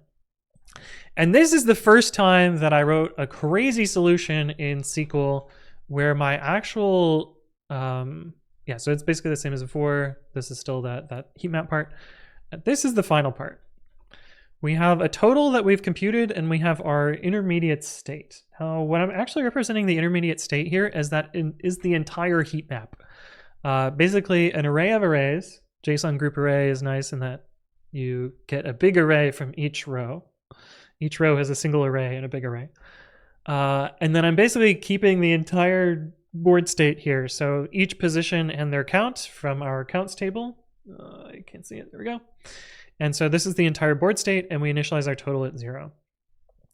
And so then our update to total is find all of the things inside our state table where the value is less than 4. Easy. Each step we're just removing everything that's less than 4. And then our state update is more complicated. We're selecting all of our existing data. So any position that has a count greater than or equal to 4. We know that these ones are going to survive, and anything less than 4 is going to get deleted. We then need to union all of the deleted things. So we union all with our subtractions. This is our adjacent 8. We're going to subtract 1 from each of the adjacent ones that we remove. And so that's what this query is doing here. Basically generating a bunch of -1s from each value that's getting removed. So finally, we have a bunch of rows of previous state that still exists, and then a bunch of -1s. We group by the coordinates, and we sum those all together. So basically taking all the existing values and then all of those -1s, and that'll update all of our coordinate positions here. The other thing that we have to do is it is possible for the way our deletes happen, it's possible for things to go negative. Whereas the Python solution, we're just removing one at a time, and so they can't go negative, but I have to have this additional check here to make sure that we don't keep values that are negative. Otherwise we would, remove negative things repeatedly. And so that's it. Basically, we run over that, and our end condition here is that we find some value that's less than 4. As soon as we don't have any values that are less than 4, we can end. This is where my glob comment from before comes into play. Technically, running this JSON unpacking and repacking is pretty slow. And actually, for whatever reason, the JSON functions in SQLite tend to be kind of slow. And so it's actually faster to do a string matching on this, where we would find a comma and then 0 to 3 and then an end square bracket, basically the end of a particular row array. This would be a faster way to do this, but I left it as the JSON solution because it's a little bit easier to understand what's going on. And then finally, after this is done, we know that the largest value in the total column is our answer. So we run that. Let's actually just run the full, oh, I forgot to change it to small again. Yeah. We'll run the full thing, and so you can see the answer, and then we'll run the step-by-step approach to that. So it found 43 to remove. If we comment u out and then select star from NN, we'll be able to see, well, maybe not that well. Actually, maybe if we put it in box mode. Mode box. Yeah, okay. So at the beginning, we start with 0 in total. We have this full table represented as JSON. We're then able to remove 13 things from this, which updates this. So now you can see there's more stuff that can be removed, which is cool. Then we remove 12 more things. We're down to this. We remove 7 more things. We're down to this, et cetera, et cetera, et cetera. Eventually, there's no more to remove, and so it's done. So yeah, basically representing the entire table state as a JSON blob that we manipulate with a CTE. So this is again like where I'm finally able to kind of use a CTE to do arbitrary computation here, basically reducing down this array. Flipping in and out of JSON is pretty slow, and we'll actually see it solved later on in these days that yeah, that uses that avoids JSON because it's so slow. But anyway, that's day 4. Time for day 5. All right, day 5, the input is a series of ranges and a series of integers. This is the sample input, so 3 to 5, 10 to 14, etc., and then some integers down here. For part 1, the question asks how many of the integers are in at least one range. I believe it's the sum of the integers that are in at least one range. So for instance, not in any ranges, this one is included in this one is not in any ranges, this one's here, etc., etc. So basically, the naive solution is to check every integer against every range. There's obviously an improvement where you bisect, but whatever. And my Python solution for that is pretty, very straightforward. Just parse all the ranges and keep them as ranges. Neat thing about Python is the range type actually has a containment operator. So I kept them as ranges, which felt cool. And then I just sum all the numbers where any of them are contained. Again, there's a binary search optimization here that I didn't bother with because this works well enough. So that's part 1. Let's look at how I did that in SQL. So read the file, same as always. I decided to split the input into the top half and the bottom half. So we have sort of an input 2, and I'm splitting it on new line, new line. Eric often uses new line to separate the inputs, so that's kind of nice. And so we split it into 2 parts. We have the ranges in the top and the numbers in the bottom. I then create a table for the ranges and do my usual JSON trick. Of course, we're looking at just the ranges text here, so the first half of this input 2, and put some squackets around it, replace the dash with a comma, so we basically get we replace the new line with squacket, comma, and squacket, so we get an array for each line, and the dash with a comma, so we have 2 integers. And then we select out the first value and the second value.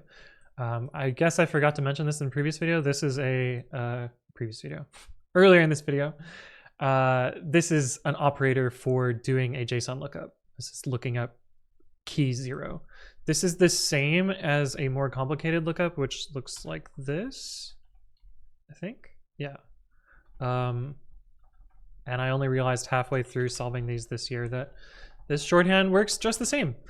In my version of SQLite, I can't use negative numbers here. However, in the most recent version of SQLite, you can. So that's, again, one of those conveniences that I don't have access to, but will, in theory, next year when I do more of these SQLite solves.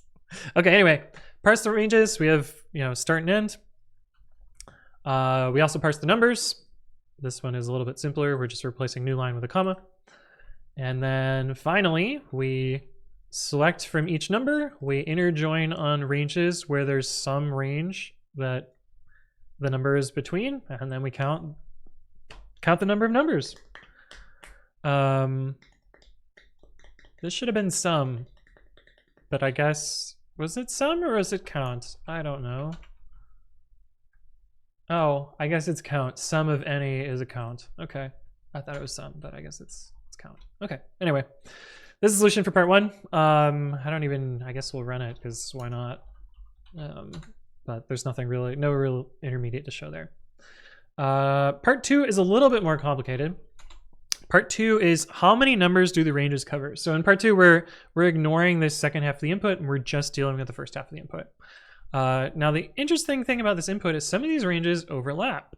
For instance, 12 to 18 overlaps with the 16 to 20. It also overlaps with this one here. And kind of fun historical fact about this, I solved almost exactly the same problem when making the business hours module at Yelp. Yelp is, does this business still exist? This is one of the test businesses we would use all the time. Come on, man. I'm not a robot. Just load the damn page. There we go. Oh God, it looks so bad. Where's the business hours module? There it is. Okay, anyway. So I actually implemented a similar algorithm to this for business hours at Yelp. Yelp gets a lot of data from third-party providers, and sometimes they suck. Sometimes they give us overlapping ranges. Sometimes you want to represent it nicely so that, when it closes at midnight, you can say the word midnight. And so I wrote an algorithm at Yelp to solve an equivalent problem, and it became my interview question at Yelp. And then it became everyone else's interview question too, which is really annoying because it meant that if I was on a panel with someone else, they would ask my question, and then I couldn't ask my question. But anyway, this is what I called combined business hours. But of course, in Advent of Code, we get to see the same problem. The basics for the algorithm are to sort them all, and then take one value, take the next value, see if they overlap. If they overlap, you update the end position. Otherwise, you add the value to a list, and then you have your resulting values at the end. This is what it sort of looks like in Python.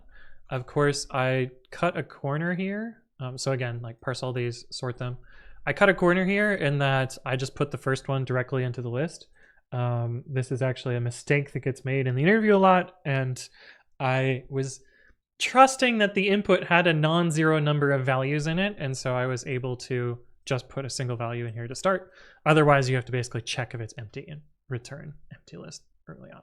But anyway, loop through every other range. If the start is contained in the current range, then we update the range. It's possible that the whole range is contained inside the other one, and so you have to find the maximum value of the two stops, and so update the range. Otherwise, it didn't match, and so you put it in the end. I also mentioned earlier that ranges are nice because they have in. They also have len, so we don't have to compute all the values as well. Of course, it's just start minus stop, but anyway, summing all the lengths, and we get our answer here. So now, how did we do this in SQL? Similar to before, parse input into top bottom, parse it into ranges. We actually don't do anything with numbers here at all, but we have a complicated recursive query again. Okay, so what I actually have here is in our ID, this is the row ID of the range that we're looking at. We have S, which is our start and our end. So basically what I'm going to do is select all of the ranges and then continually update end as we process through things. And then at the end, select out all the ones based on the, I believe it's the maximum end value for each row ID. So we start with row 1. I think I also sorted somewhere, yeah. So I added a sort here, order by value 0. This is so it sorts based on the start time, or start number, I guess in combined business hours it's start time. But anyway, and this is one of the ones where it was a little bit more annoying to write this query. You'll notice here that like these queries are fairly verbose, mostly in that I'm using the row number and I'm reselecting each row every time it needs to do something. And so it's a lot of typing, but essentially all this is doing is finding the particular start value here. Okay, anyway, start with our row ID. We are going on to the next row, so we add one here. When our start is less than or equal to, NRID is next row ID. That's why it's N. Yeah, probably should have given a better name, but whatever. I was writing it on stream, probably with a beer. So that's why it's +1. Yeah, okay, so we're looking at our next row ID. If it is greater than our current start and less than our current end, this is basically, is the next row contained in our range? If it is, then we keep our same start. We don't ever update the start. Otherwise, we get the start from the next range. So this is like, does it overlap? If it does, we don't change start. Otherwise, we get the next start. Our end is similar to that. So if it's contained within our range, then we are selecting the max value of each of these two. Now note here, this is not the aggregate function max. This is the scalar max. So SQLite has both versions. So one to use as an aggregate and one to use as 2 arguments, and finds the largest value of those two. So find the maximum value of the current end or the next row's end. Otherwise, again, like, we didn't find a containment, so we just update to the next one. And we loop until we don't have any more rows to look at. And then finally at the end, we select our ranges out where we have a start and the max end value for each start. So we group by each start, find the max end value. This one's actually kind of interesting to watch it execute. So let's do that. Let's make sure that this is small. Okay, good. Yeah, well, I guess it's less interesting than I thought. But anyway, so it starts looking at row 2 with the value, oh, we don't have our input. So it starts with 3, 5, and that's our base case. And then it's looking at row 2, which is, well, I think it's this one. Yeah, it's this one. So it didn't match, so it updated it, and then is looking at row 3. Row 3 is this 12 to 18 one. It notices that this is overlapped by these, so those ranges get combined. 10, 14 becomes 10, 18. And then finally it looks at this last one, which is 16, 20. That's also contained in 10, 18, and so it updates to 10, 20. And so at the end we have this row and this row, and then sum them all up. And so that's how that runs. Yeah. Yeah, and then the size is just n minus start plus 1, because it's an inclusive range, and so we get plus 1 at the end.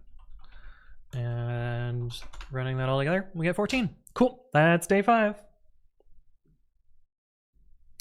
Day 6, almost halfway there. All right, for day 6, we have an input that's a series of math equations. They look like this, where it's numbers and then the operator. In part 1, each problem is read normally, or I guess like how humans would read them. So you'd read down each of these. So like 1, 2, 3 times 4, 5 times 6, and then sum, and etc. Sum all the, or do all the problems, sum all the answers, etc., etc. Part 2 is weird. The numbers are read vertically. So for instance, this is 623 plus 431 plus 4. So not how you would read the numbers, but instead pivoted. And the white space is important here, and so careful on your input. Make sure you still have trailing white space here. I actually think I don't have the proper trailing white space here. Is it supposed to look like that? Let me check. Let me check real quick. No, there's no white space at the end.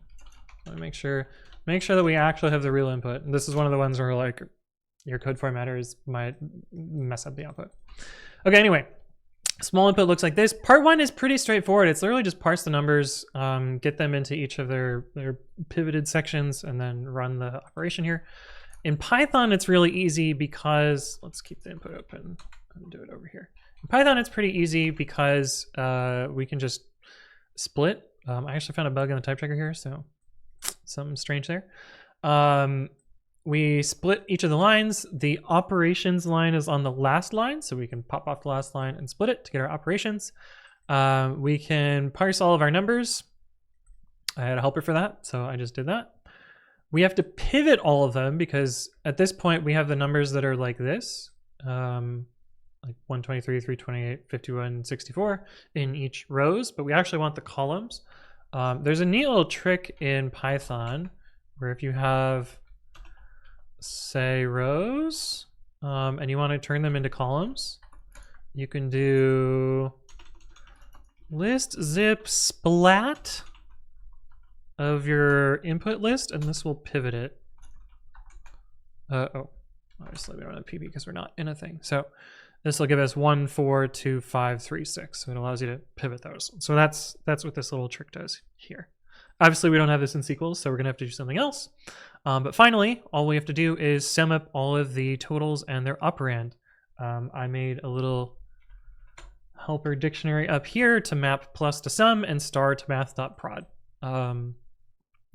Fun fact, there is no product accumulator in SQL, so we're gonna have to solve that problem too. This is actually one of the slightly annoying problems in that you have to think about it in a little bit of a different way. But yeah, cool. So that's the problem. That's part 1 in Python. Let's look at how we did it in SQL. So we're using the small input, so we have this here. I actually decided to parse these air quotes properly so that my part 1 and part 2 were similar.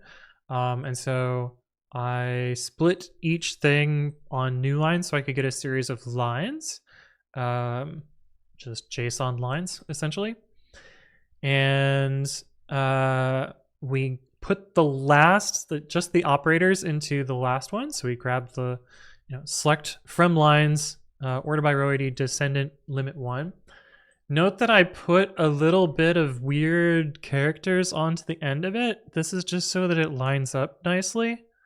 This will come into play later. It's a little bit of a hack, but hey, we're just trying to make it work, not make it necessarily the most pretty thing. So we add plus and star in the end, and it helps us later on. We also need to not turn that into a number, so we delete the last line in lines, and then we oh, this is our pivot. Okay, this is our pivot, I think. Yeah, not quite, but it is close to our pivot. Wait, what is this doing? We find all of the op strings. Okay, so this is our operation. We have S, which is 1, L, which is 0.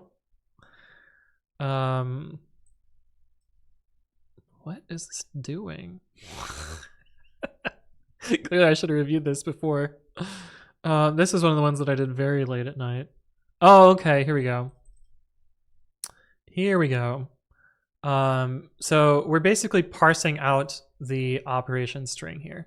And so this is the start and length of the substring for that particular operator. So we're parsing this line here. And we're trying to find the position of this character or these characters. And so that's where this little append comes into play here, because we put an extra plus star on the end here so that we know that we can parse this chunk here. Yeah. So from that, we have our start. So we start at position 1, because strings are 1 indexed in SQLite for whatever reason. And we add length. So this is moving to the next one. Then we find the minimum value for the next plus position or the next star position. This is going to be the length of that operator. So like if we're looking at the beginning, the next position after this is here. And so we're looking at the position of this versus the position of this to find this substring here. We also remove, we grab one character from the remaining part. So that's going to grab our operator. And then we update our rest by chomping everything else off. So this is the updated rest. This one's actually going to be really useful to look at as it goes along. So let's do that.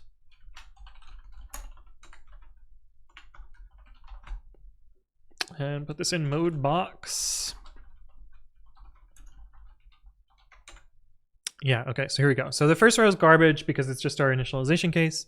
Then we get star with the white space. The white space is important here. And so that's this chunk here. Then we get plus here. Then we get star here. Then we get plus. Actually, I think the white space here is off by 1, but I think it doesn't matter. Oh, wait, no. This is just the drawing of the box. So I guess it's only one character here. Yeah, okay. But this is the length. So in the sample input, the lengths all happen to be exactly 4 characters, which is helpful. And then finally at the end, we ignore this plus star. This is so that we could get the min to always result in a non-null value. And so we parsed out our 4 operands, star plus, and their substrings in that string there. We'll use these positions later to select out each of the numbers. Which actually, I think this is how I did my pivot. So I didn't actually have to pivot, I just did it this way. All right, so let's go back to the actual code here, uncomment this. And next we're parsing out our num strings. So the nice thing about knowing the start and length of each of the operations is we can just reuse that here to get our substrings here. And so this is selecting each line and we keep around the operation and we generate our number string. So if we do select star from numsters, you can see here, well, that's our answer at the end, but you can see here that operation 1 has the strings 1, 23, 45, and 6. Operation 2 is et cetera, et cetera, et cetera. So that's what these are selecting here. Once we have those, we can actually just do the math here. Now, sum is really easy because in SQL, sum is an aggregate function. Some SQL engines have a product aggregate function, and other SQL engines allow you to make your own aggregate functions. SQLite is neither of those, so we don't have product, so we have to implement product ourselves. Fortunately, it's not that tricky to implement, but we we do it with a CTE. So we take our CTE down here. We have an accumulator, we have our operator, and we have an array of all of the numbers.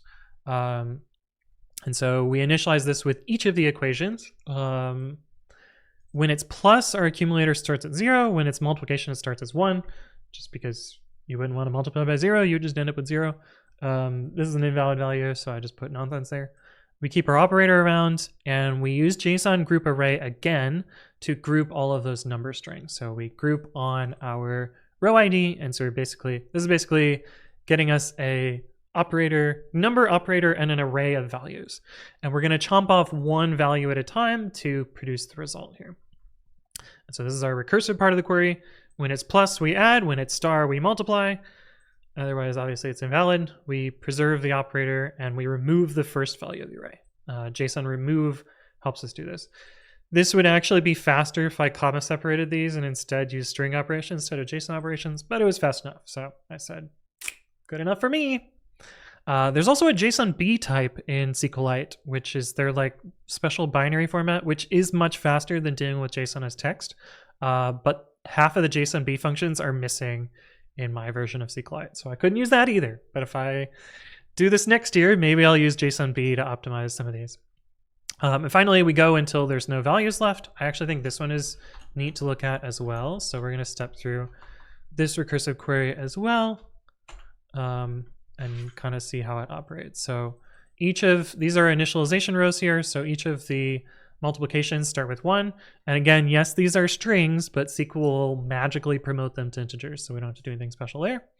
After we've run 1, we've chomped off each of these and done the respective multiplication or addition again and again. And then finally, we have all these numbers and we can sum them all together at the end. So that's how this works. So if we run this, we get a result. Now, part 2 is annoying, and this was actually really annoying to implement in both. Well, it wasn't as annoying in Python, but it was pretty annoying in SQL. So the creatures do weird math, and their numbers are actually vertical instead of horizontal. So we go to part 2, we can no longer use those helper functions that we had before. So instead, this is essentially what the SQL did, where I'm pattern matching to find the next operation and its corresponding white space. I actually probably could have done this with regex and SQL. Oh wait, no, I can't do this with regex and SQL because SQL doesn't give you a match object back. It just tells you whether it succeeds or not. So I wouldn't be able to know the length of this, for instance. But anyway, Python, we parse out the operator string, or the operator strings. So that's what this does here. We then parse out all of our number strings here. Oh, right. We've pivoted already. So this is this is again that same zip trick. So we're pivoting all of the strings, and instead of pivoting them the other way, we pivot them as strings and join them together, convert them to int. I don't think I actually need this. Oops. Does Python let you int with spaces around it? Yeah, so I didn't need the script, but I guess I did it anyway. But yeah, basically pivot the number strings and then run the operands the same as before. Obviously, my part 1 and part 2 solution look very different because, again, I couldn't predict what part 2 was. If I predicted part 2, I probably would have kept this same bit of code the same. And we'll actually see in my SQL solution, I do keep that bit of code the same. So still the same, like parses lines, create our operation string, delete the last one, parse out all of our operation strings and the start and the length. In this case, we have an original numstrs because we're actually going to pivot those. And so this is the same code that we had in part 1. And now we do our pivot. And our pivot's a little tricky here. Group concat is a funny function that sort of works like JSON group array, except it's going to be an aggregate function that's string join. So this is essentially empty string.join of C, if we were thinking about this in Python. But we're preserving our row ID, and then we're selecting our original strings here. We use generate series again to pick out each character. So we're going from character 1 to the length of the operation string -1. so that we can get one character at a time. We also added a white space character somewhere. Where did I add the white space character? Here. Pretty sneaky, but I add an extra white space character to the end of each line, because otherwise, so like these are all space delimited, which is nice. So like this is kind of the string that each of these would look at. But the last one doesn't have that extra space character, and so I didn't want to chomp this extra bit off here. So my actual code adds an extra white space there, just to make everything the same. A little bit weird, but that's what it's also very sneaky too, because it's kind of easy to miss there. But then beyond that, it's just grab the substring, group them together. This is essentially that zip star numsters thing from the Python solution, except the SQL version of it. And this underscore does nothing. I don't know why I put it there. I think I thought I needed it, but I guess I don't. But anyway, this pivots the original numsters into the rotated ones. And then this is just the same query as before. So I just was able to reuse all of this code. This is just the special pivoting code. And yeah, that's part 2. I think that's the small input. Anyway, on to day 7. Day 7 time. We've got a beam and some splitters. The input looks sort of like this. It's supposed to look, Christmas tree. Wow. The beam will go downwards when it hits one of the splitters. It splits directly. It's not going to go diagonal. It's just going to go down. So for part 1, we trace the beam. How many splits occur? So basically, how many times does how many times does the beam split? Like how many times does each of these splitters get hit? And then part 2 is trace all the possible beams and how many end up at the bottom. Yeah. All right. So let's start with the Python solution for part 1. We basically figure out all of our positions that we're looking at the current time. I'm basically only going to track the unique beams, because we don't care about, like, if it splits at a particular beam twice, who cares? At least for part 1. And so we take our positions, we copy them down to our new positions. If we are at a plus, we have hit a split, and we add the left and right of that. So increment 1, subtract 1. Otherwise, we don't do anything. The positions should stay the same. And so this gets updated each line that we look at. And the tricky bit is basically just figuring out, are we at a line or not? And so, we start here, we only have 1, we still only have 1 here. We hit this, so now we actually have 2 values, these 2 values. So down here, we have these 2 values. We split again, and now we have these 3 values, even though 2 things ended up at the same position. And you just trace that all the way down. That's kind of how my part 1 works. SQLite solution looks very similar to that. Of course, we do our input parsing, so put the full file into there. This is per line parsing, just line strings. We have a little table that I'll use later to join. This is similar to our adjacent 8 table from before, but we're just joining with +1, -1. And then we have our recursive query, where we have our total number of splits, our ID, our row ID of our line string, and the current set of positions. We'll represent it as an array, though, not a set, because we don't have sets, but close enough. So we start with a total of 0. We have our row ID that we're looking at, which is row ID 1, and we have the single position in an array. Then our recursive query increments our total count. Our count is updated by 1 for each position that matches a substring. I probably could have done this with sum instead of count and without where, but this I think was the most straightforward. Basically, find the string is the position with 1 character equal to the caret. And so that gets us our, do we split at this particular place? We increment our row ID by 1, and then finally we need to do our actual update here. And I think I ran into a bug in SQLite here, because I have to, there's 4 levels of query here, but I should be able to do this in only 3, because this is just a trivial group. And when I put a group by here for this value, it just didn't seem to work. So I don't know, there's some weirdness going on. Maybe it's fixed in the latest version of SQLite, but I couldn't figure it out. So anyway, this is our where we use that split me table, that plus minus one here, and we're joining on the condition where we're at a caret. So we are only incrementing or increasing the number of values by careting it.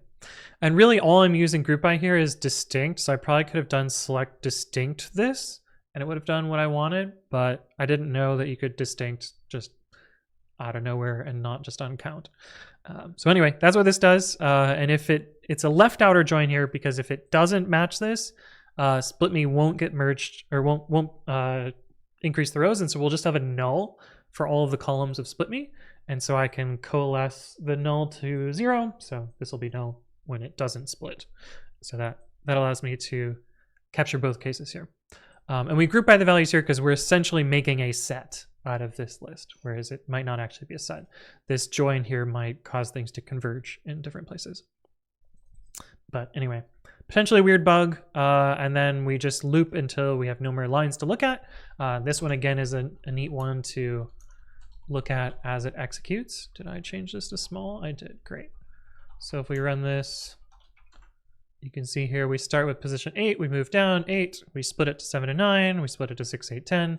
You know, that's kind of when it gets to here. And then, yeah, it just keeps running onwards and we record the value at the end for how many times, how many unique splits occurred. And so that's our result. So that's part 1. Part 2 is a little bit more complicated. Part 2, we're supposed to trace every possible beam. Now, obviously tracing every possible beam, you're quickly, you know, every time you hit a split, you're doubling the possible locations that a beam could go, but you can basically just keep the total number of paths that would have reached that point. So in this case, we have one path here. As soon as we split, we have one path here and we have one path here. So the total is 2. We split again here, we have one path here, we have 2 paths here and one path here. So we have 1, 2, 1, we have 4. And basically keep track of those sums going downwards. And so if we look at my part 2 solution, I use a counter to represent that. And we make a new counter each time. This actually looks very similar to the set solution, except instead of a set, we now have a counter. And for each position and its current value in our current positions, if we are a split, then we are incrementing both left and right. Otherwise, we just increment ourselves and just trace that all the way down, basically accumulating values every time it splits. And then sum them all at the end. If we look at our SQL, again, this part's all the same. This is where we change things up a little bit. So we had positions before, but it was just a set. In this case, it is now the summed values. And we're actually doing a 2-part array here. So the position and the sum, rather than just keeping track of the position, because we need to know the number.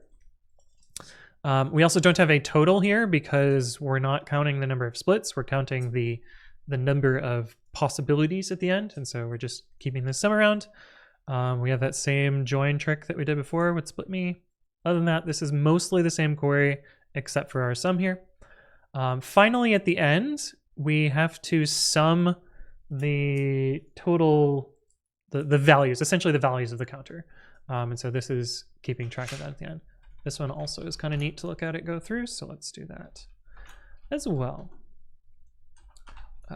You can actually just have completely invalid syntax after exit because of the way that SQL parses it, or SQLite parses it. So just do that. So again here, like 8, 1, 8, 1, 8, 1, we split it to 7 and 9, each having the value 1. And this is the first time where we're actually summing things together. So you can see here, we the middle bit, that's this one right here, has 2 paths at that position. And so, you know, keep summing them down. Some of the values get pretty large, some of them don't get pretty large. And in fact, if we look at like our large input, some of the values get really, really large. Yeah, like this one has many, many digits at position 105. And so, you know, an actual path tracing problem solution to this would not work. But anyway, that's day 7.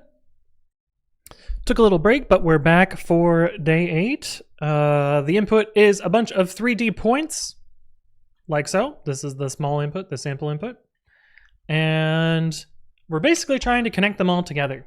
For part 1, we're going to connect the first endpoints by closest distance. N is given as a different number for the sample input. And for the actual problem, I think for the sample input, it's 10 connections, whereas the actual problem is 1,000.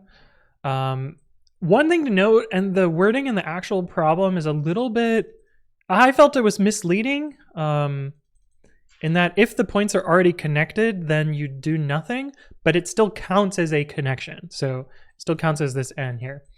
I was getting a bunch of like weird off by however many when processing it in this way, but it still counts even if you're not actually doing the operation there. This actually makes the code and the SQL implementation a lot simpler, but it definitely threw me for a loop when I was solving this myself.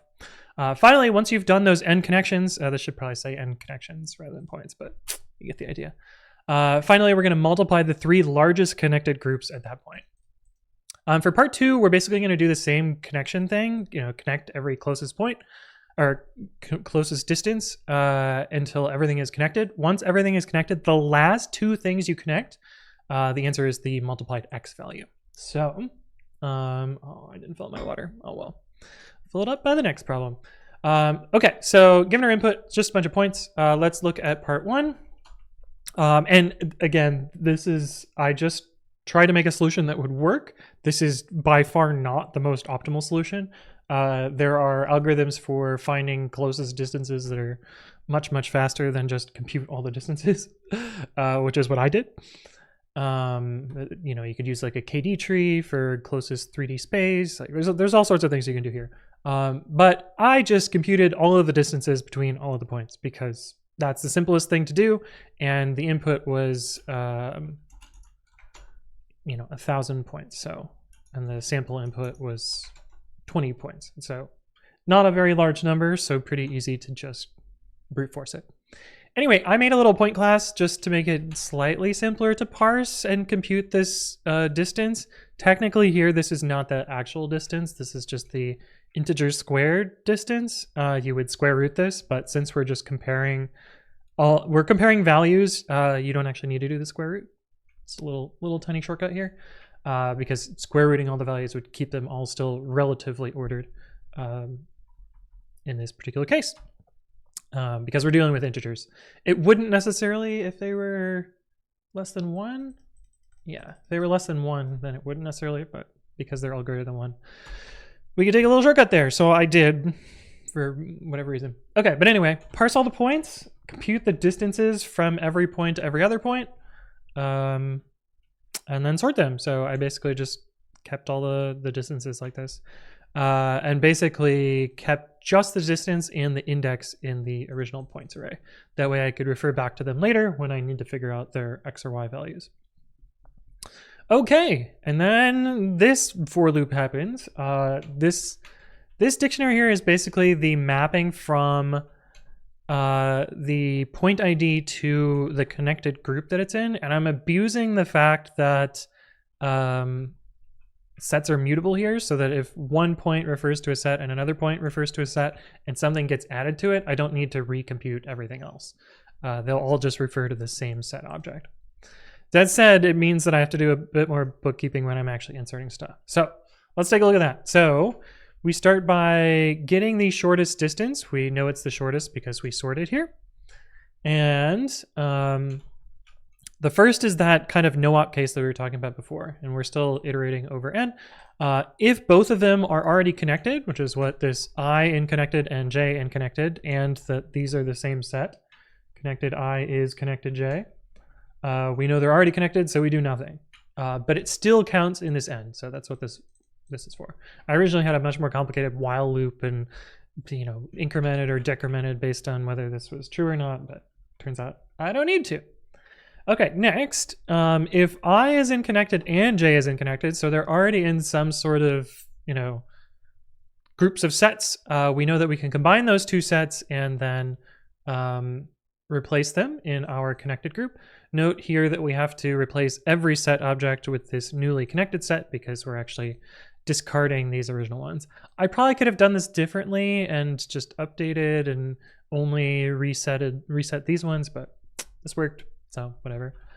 The cases for the other situations where you only have one in a connected set are a little bit simpler. All we have to do is assign j to I and then add j to j, or assign I to j and add I to I. These are basically our little set updates. Otherwise, if they've never been connected at all, we just make a new set containing those two. A little bit complicated, and honestly, my SQL is simpler than this, but we'll get to that in a sec. Okay, so finally, once we've done those end connections, we can figure out our unique sets by, I'm abusing ID here. This is sort of the memory address of the set. And so this is a way to find the unique values of this dictionary, because a lot of things might point to the same set. Then we find the largest ones and we multiply the largest ones together. So that's part one. If we look at the SQL for it, we start by parsing these as just a bunch of arrays, XYZ, value 0, 1, 2, by doing the same JSON trick as before, replacing new line by ending the array and starting a new one. Conveniently, our input already has commas, so we don't have to do anything else. We're just basically putting squackets and commas into this, which is kind of nice. Once we have all the points, we compute all the distances. Basically, insert into our distance table. This is essentially the same as what the Python code does. And we're just selecting 0.1, 0.2, little join on the row ID, and compute the distances. Well, compute the squared distance, because we're not actually doing the square as before. And again, we sort here so that we know smallest to largest, so we don't have to deal with that later. Okay, so next we get to our crazy recursive query. And the way I did this is I represented the connected groups as an array of arrays. Each subarray is the group. And so we start with all of the arrays just being by themselves. So each row ID just being its own separate array. We are going row by row in the distances table. So we are using I as our distances I. And then we have P1 and P2, which I guess, oh, right, from the first distance table. So these are the 2 points that we're connecting. And then we basically iterate. So we're going over the next row ID. That part's pretty easy. This is the tricky part. This is the whole calculation meat of this equation. And so the first thing that we do is we keep all of the groups that we had before that don't contain our 2 points. So this is like taking every other set in our values, preserving it, not changing it at all, keeping those all the same, but we're subtracting out the ones that contain our 2 points. And then we also add in another array, which is the joins of the ones that are from point 1 and the ones that are from point 2. There's a lot of folding and unfolding here just to get those 2 subarrays, but that's essentially what this does, is it's essentially popping the 2 arrays that contain the values, combining them together, and then adding them back in.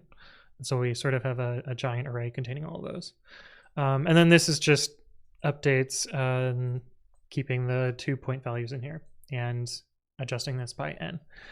This, again, pretty complicated, so let's actually step through how it works. So that we can see how this runs. We do need to change this to small. And I need to double check. This is day 8. Is it 10 or is it 10 or is it 100? So there's 1,000 there. After making the 10 shortest connections. Okay, so n is 10. Good. So if we run this now, we can see how the recursive query works. So when we start, we have all of the points in their own separate arrays. After this one, it looks like we connected 0.1 and 20. So you can see the 1 array went away and the 20 array went away. They got combined together. Then we combined 8 and 20, it looks like. So the 8 went away, it got combined into here. Yeah, the most recent combined one is always at the end. So I guess that's kind of convenient due to the way the union works. This we combined 3 and 14, 60, 14's gone, 3's gone, etc., etc. And basically combines down until the end. And so you can see like these are our combines. These are the ones that didn't get combined. But we're basically maintaining a bunch of sets here, which is kind of neat. After that, once we've figured all those out, we are then going to find the largest arrays and keep the top 3. Yeah. Find the 3 largest arrays in that subarray, and then we just multiply the 3 together.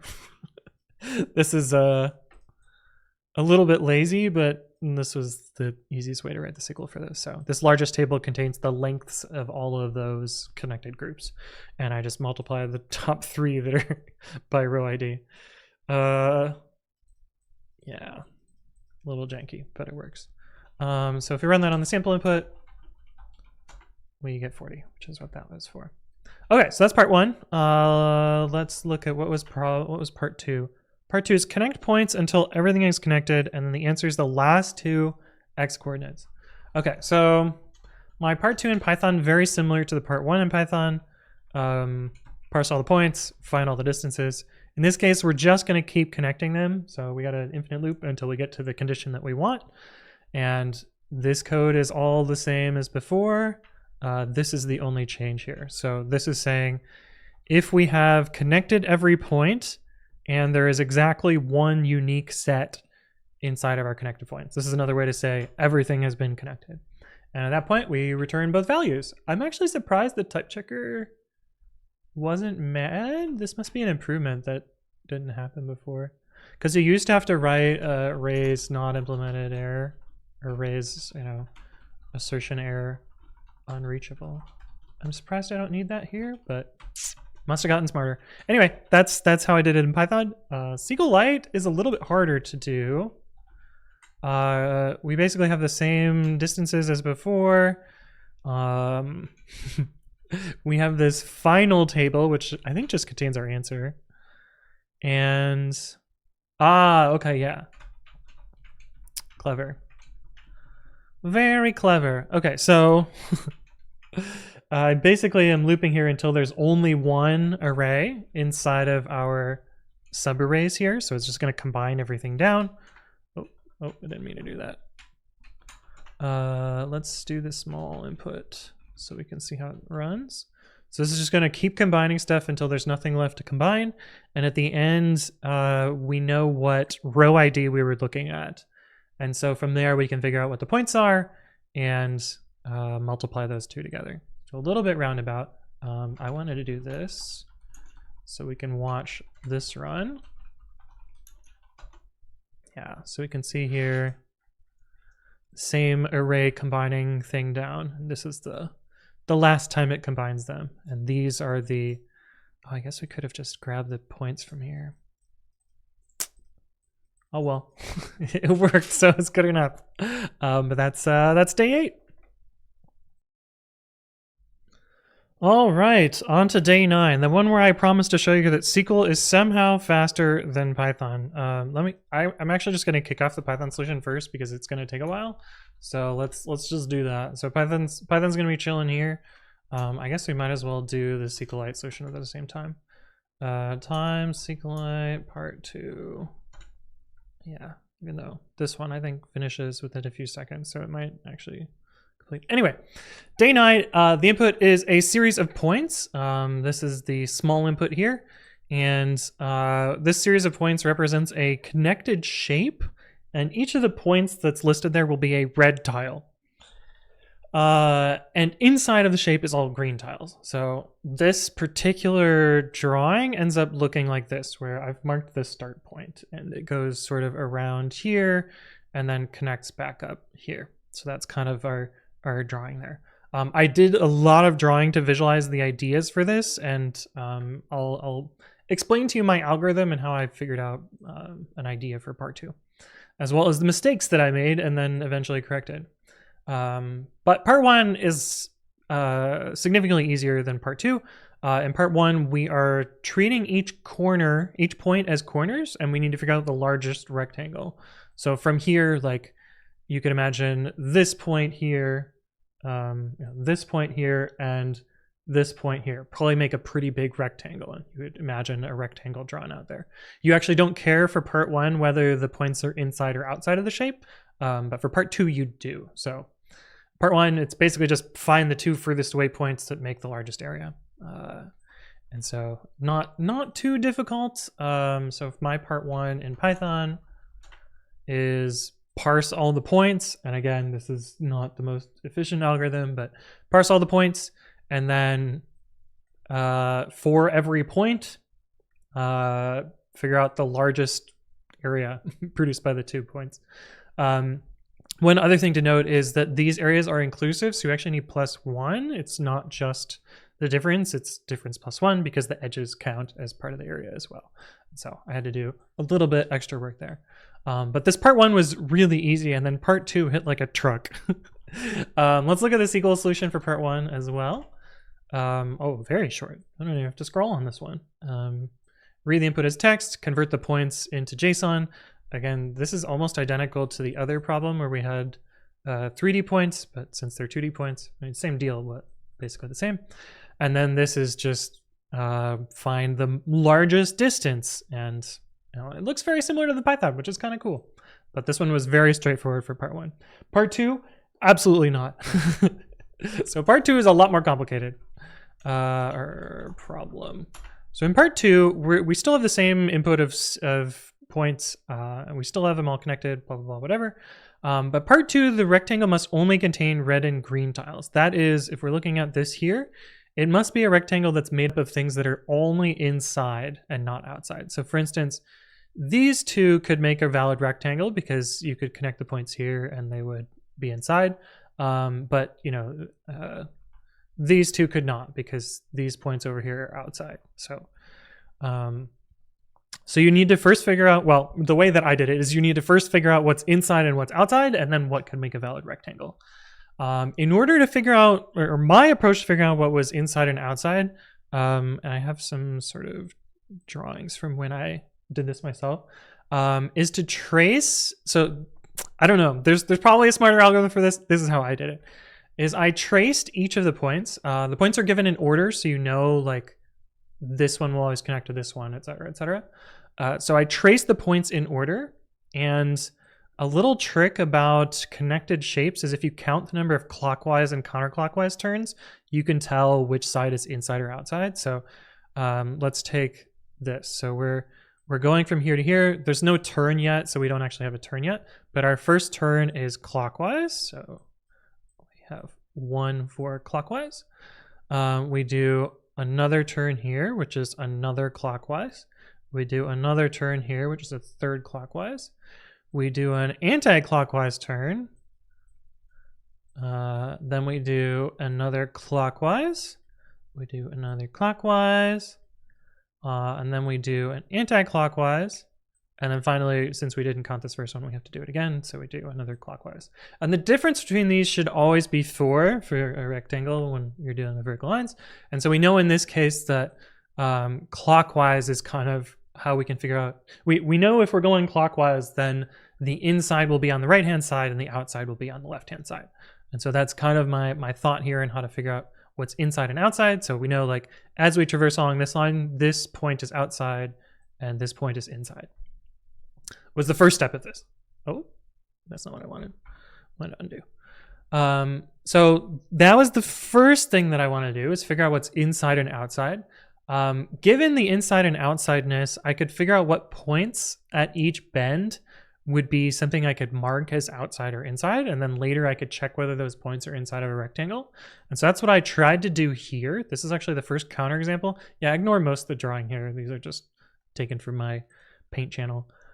Basically what I did is I marked the diagonal corners outside of every bend as either inside or outside. So we know as we traversed around this that we could mark each of these points outside.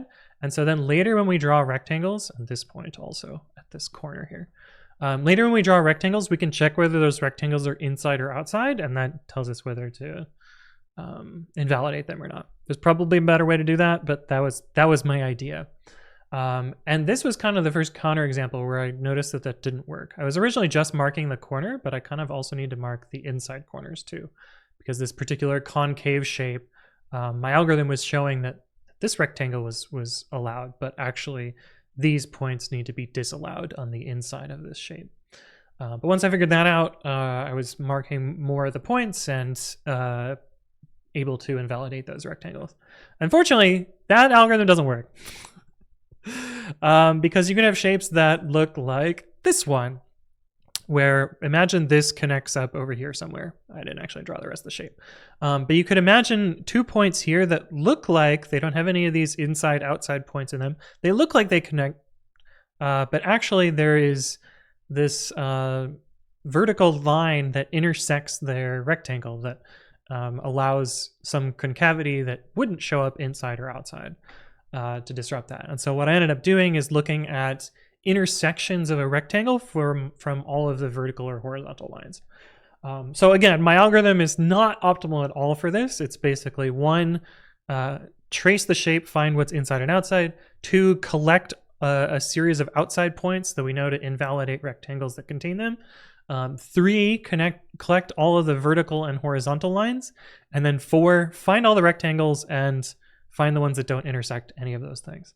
That's basically my algorithm. Pretty brute force, but I knew it was going to eventually work, and the point sizes, or like the number of points, was small enough that I was okay with it taking 56 seconds.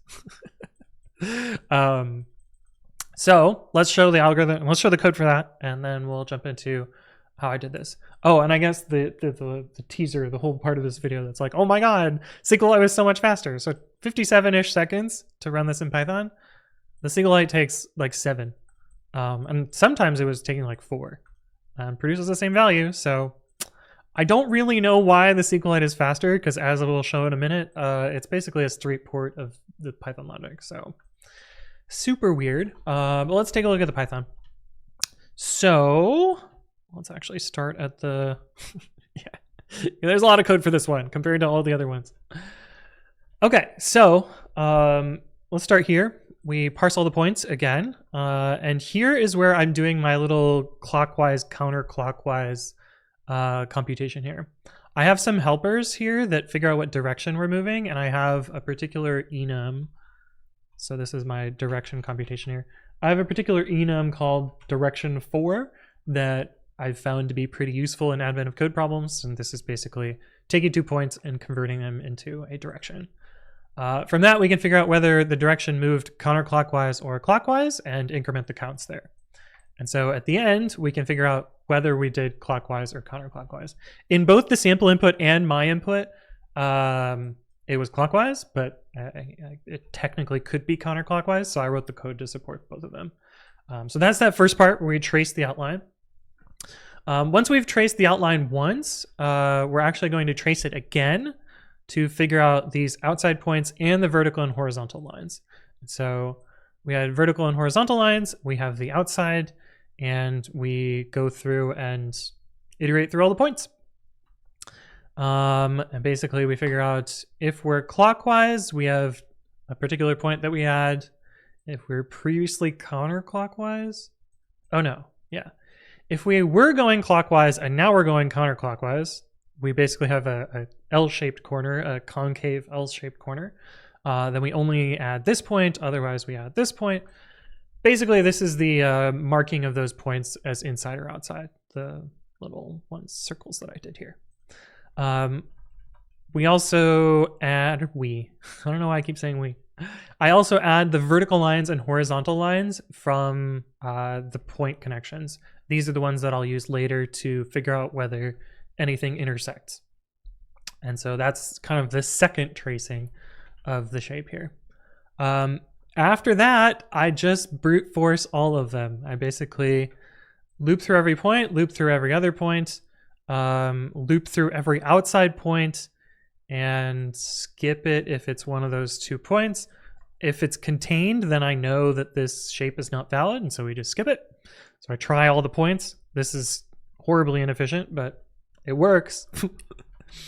And then finally, I make horizontal and vertical lines for the rectangle, and I check if any of them intersect. So this is kind of blocking out any intersections here. And then assuming all of those pass, we compute the distance and see if it's our best here. Honestly, this all is pretty computation heavy. I probably could skip some stuff if the distance is already not big enough. And maybe that's where sqlite is winning, because it realizes, hey, I can compute this really cheaply and just skip it. But I don't know. I'm just guessing. I didn't look at the query plan. But that's basically the algorithm. Compute all that stuff and then brute force check every point against our outside points and our intersections here. I'm actually curious. I don't even know if I need the outside points, because I think these intersections handle the problem for me. But no, because this second shape still wouldn't work, because there's no lines that intersect this chunk here. Okay, anyway, I'm just talking to myself at this point. Let's look at the SQL for it. Part 2 sqlite. Yes. Is this the right folder? Yes. Okay. Why do I have copy pasted? Okay, that doesn't do anything. Yeah, it's copy pasted from the other problem. Is what it is. Whatever. Okay. Anyway, we get all the points. This is that direction that I was talking about before. This is so I can figure out whether things are going clockwise or counterclockwise. And I then figure out from each point to each other point which direction it's going. So you can see here, this is essentially that direction function that we wrote in Python. Let's actually just select star from directions so we can see what that looks like so far. Oh, and let's make this the small input.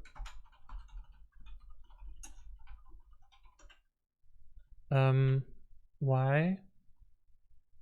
Oh, we're only figuring out the first direction. Right. We only figure out the first direction because, yeah. So just like when I was tracing this out, we figured out the first direction, but we didn't have any clockwise or counterclockwise computation. We only added that after the fact. Okay, that makes sense. So we've only figured out that the first point is moving right. Yeah, that's what this where is for. Okay, next we are figuring out all of the various tables, or all of the various things that we compute as we're going along, the horizontal and vertical lines.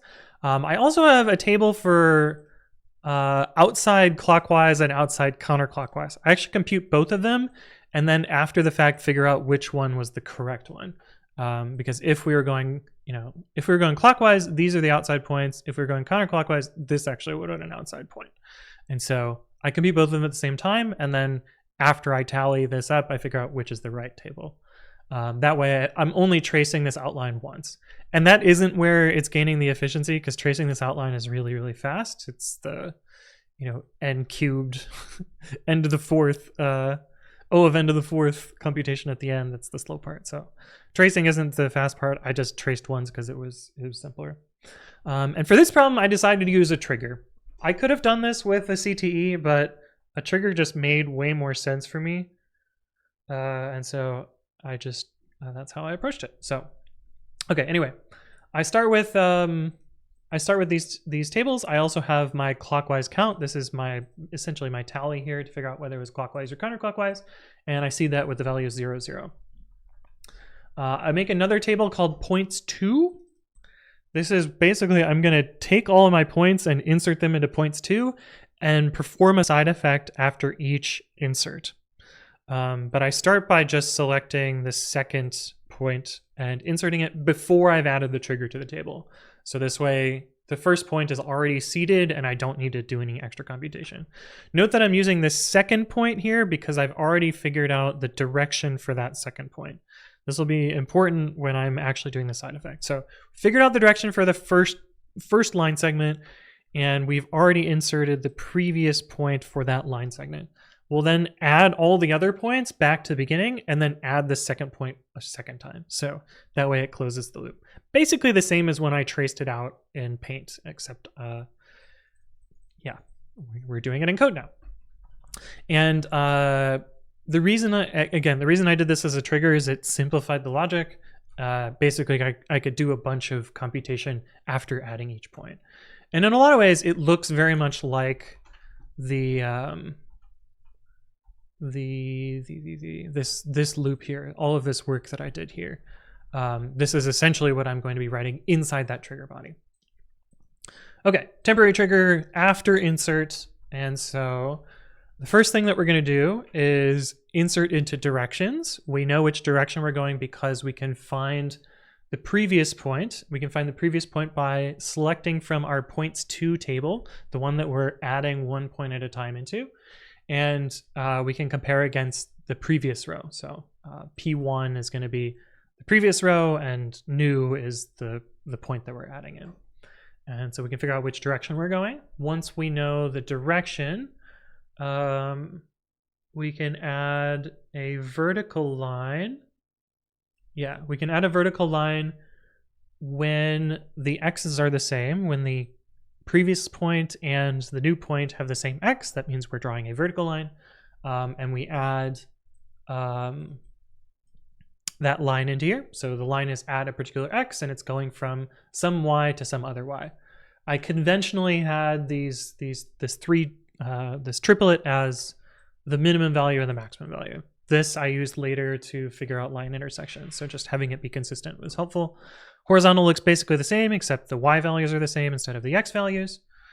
Next is our clockwise count. So yeah, okay. So I guess we got to look at this D4 table above. One neat thing that I did about how I set it up is if you're going more clockwise, you'll go to the next row. So like if you're going up and you turn clockwise, you're going to go right. If you're going right and you turn counterclockwise, you'll go up. If you go up and you go counterclockwise, you wrap around and you're going left. So this is intentionally in a particular order such that I can use modulo to figure out whether I make a clockwise or counterclockwise move. And so down here, where I am joining on the direction that we were just moving and the direction that we're moving now, which is this here, I can then figure out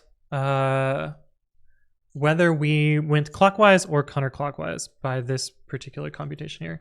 I don't know why I wrote equals equals there and equals here. SQL doesn't really have equals equals. It works fine, but conventionally it's usually written as single equals. But anyway, yeah, so we can figure out whether we moved clockwise by having +1 mod 4. And again, I'm doing +3 here. This is that same negative modulo trick that I talked about earlier in the video. SQLite's modulo is the bad one, where if I actually want to do -1 here, but then we would have a negative value and it doesn't mod properly. So -1 and +3 are equivalent modulo 4, at least if we're thinking correctly. And so this allows me to update the counterclockwise and clockwise count. And again, I'm using a Boolean here as the integer 0 or 1. So whichever one of these is true, we'll add 1 to these values. So that's the clockwise counterclockwise count. Next, we are computing the outside clockwise point or the outside counterclockwise point. And this is essentially that logic that was in, where's the code here? That's essentially this logic here, but duplicated. So this is the outside clockwise computation and then outside counterclockwise computation. And it's basically the same thing copy pasted with a few things flipped. But yeah, the math, this is the worst part. This is the worst part of the query, I think, is this one here. Mostly because I'm dealing with very, very fiddly point modifications here. But D1, these are directions. This is joined on that D4 table from above to figure out which point is which. It's a lot more convenient in the Python code because I can just use a direction to apply stuff, but here I need to actually work out the math and figure out which points these are. I do it for both the clockwise and the counterclockwise, again, because later I'll figure out which of these tables I'm actually using and discard the other one. And that's it. That's all the side effects that happen as an insertion on this table. So you can see here, we insert all the points greater than 2. We started with row 2, and then finally at the end, we insert row 1 and 2 back. So it does the full loop. I then do, I know which whether it was clockwise or counterclockwise, and so I insert that into outside. One of these queries will be empty. I could have written union all. I don't know why I wrote a union. Union is slower because it needs to do a bunch of extra work, but it doesn't matter because one of these is empty, so it works the same. But yeah, so that's how I figure out which points are inside and outside. And then this is the actual computation. So similar to the Python code, loop over each pair of points where the second point is greater row ID than 1. This is the for loop down here. So that loop there. I want to find no overlap with points 3. So skip the ones where it's identical to one of these two, or it's contained. So that's skipping rectangles that contain a point. We're then skipping rectangles where, what? Points 3. Oh, yeah. So this is skipping any rectangle that contains one of the points. This is skipping any rectangles that contains one of the outside points. This is skipping rectangles that crosses one of the vertical lines. And then this is skipping rectangles that crosses one of the horizontal lines, which is essentially what the Python code does. And for some reason, this straight port of the Python code is way faster. I don't have a good explanation for that, but maybe one of you in the comments will.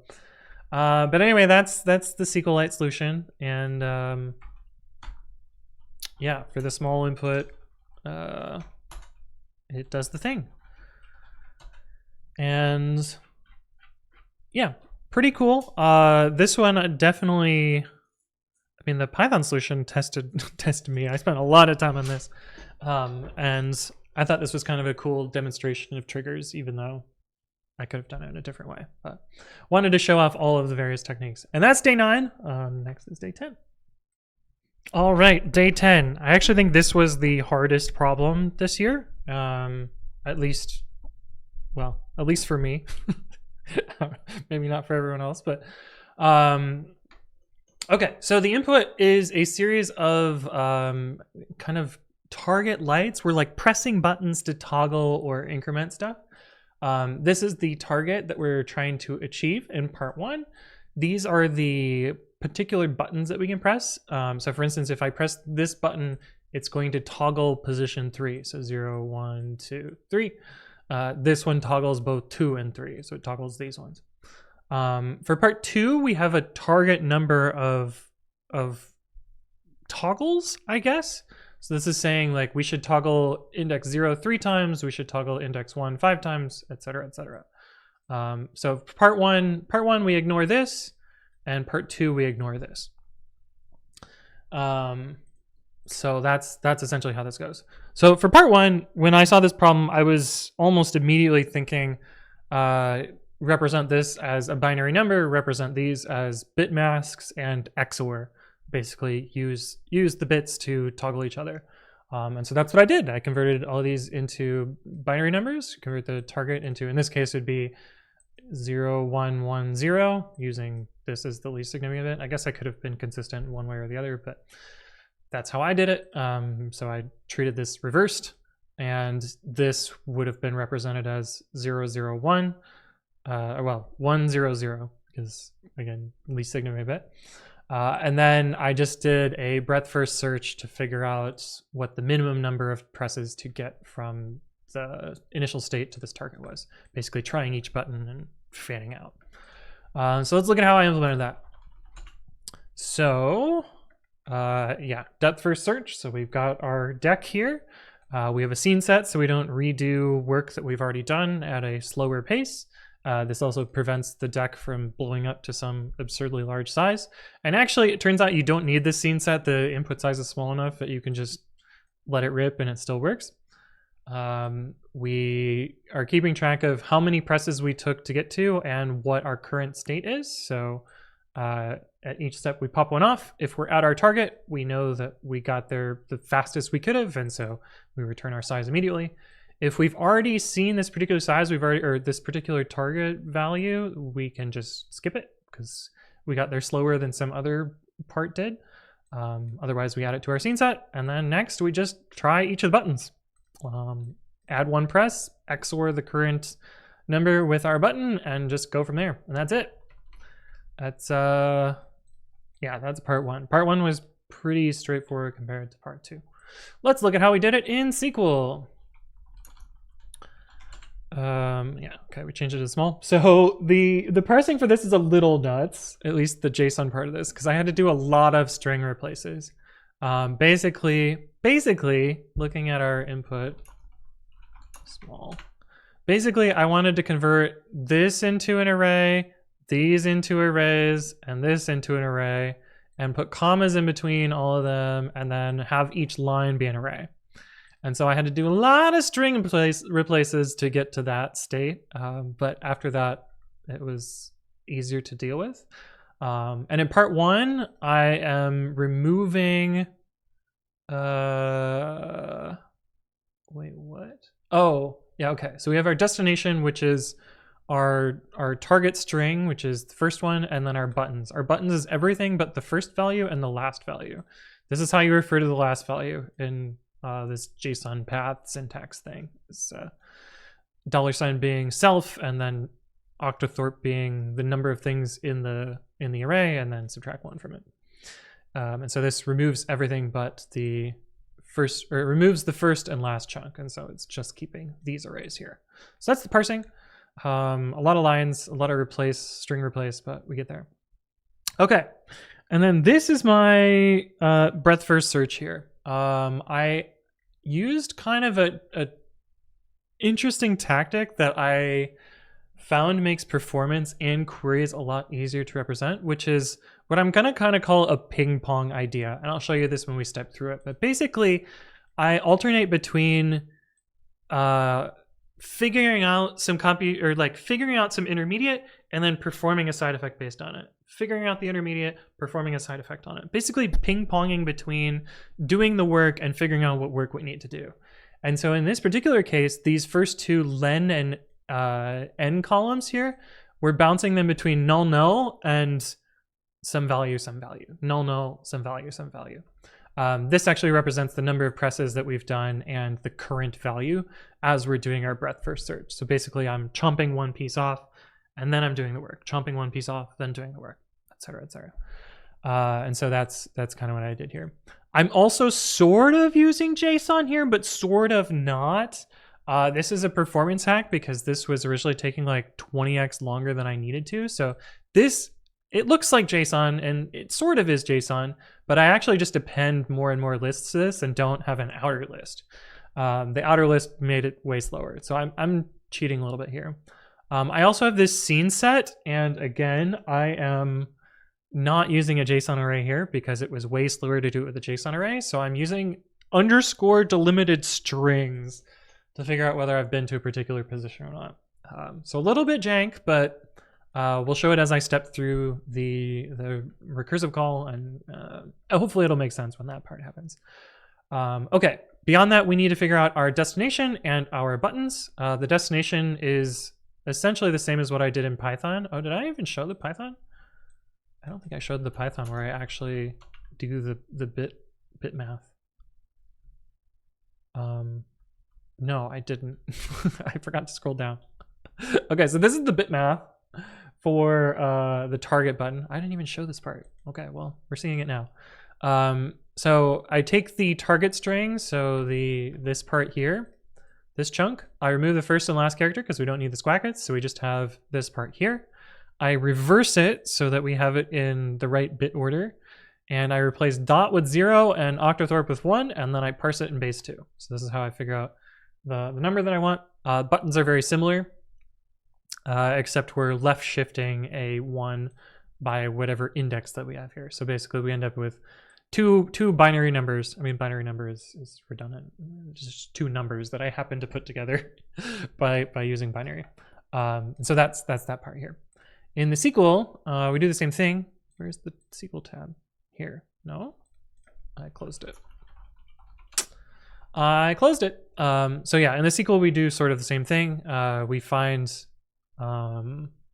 we don't have a way to loop or reverse, so I actually do a generate series over the length.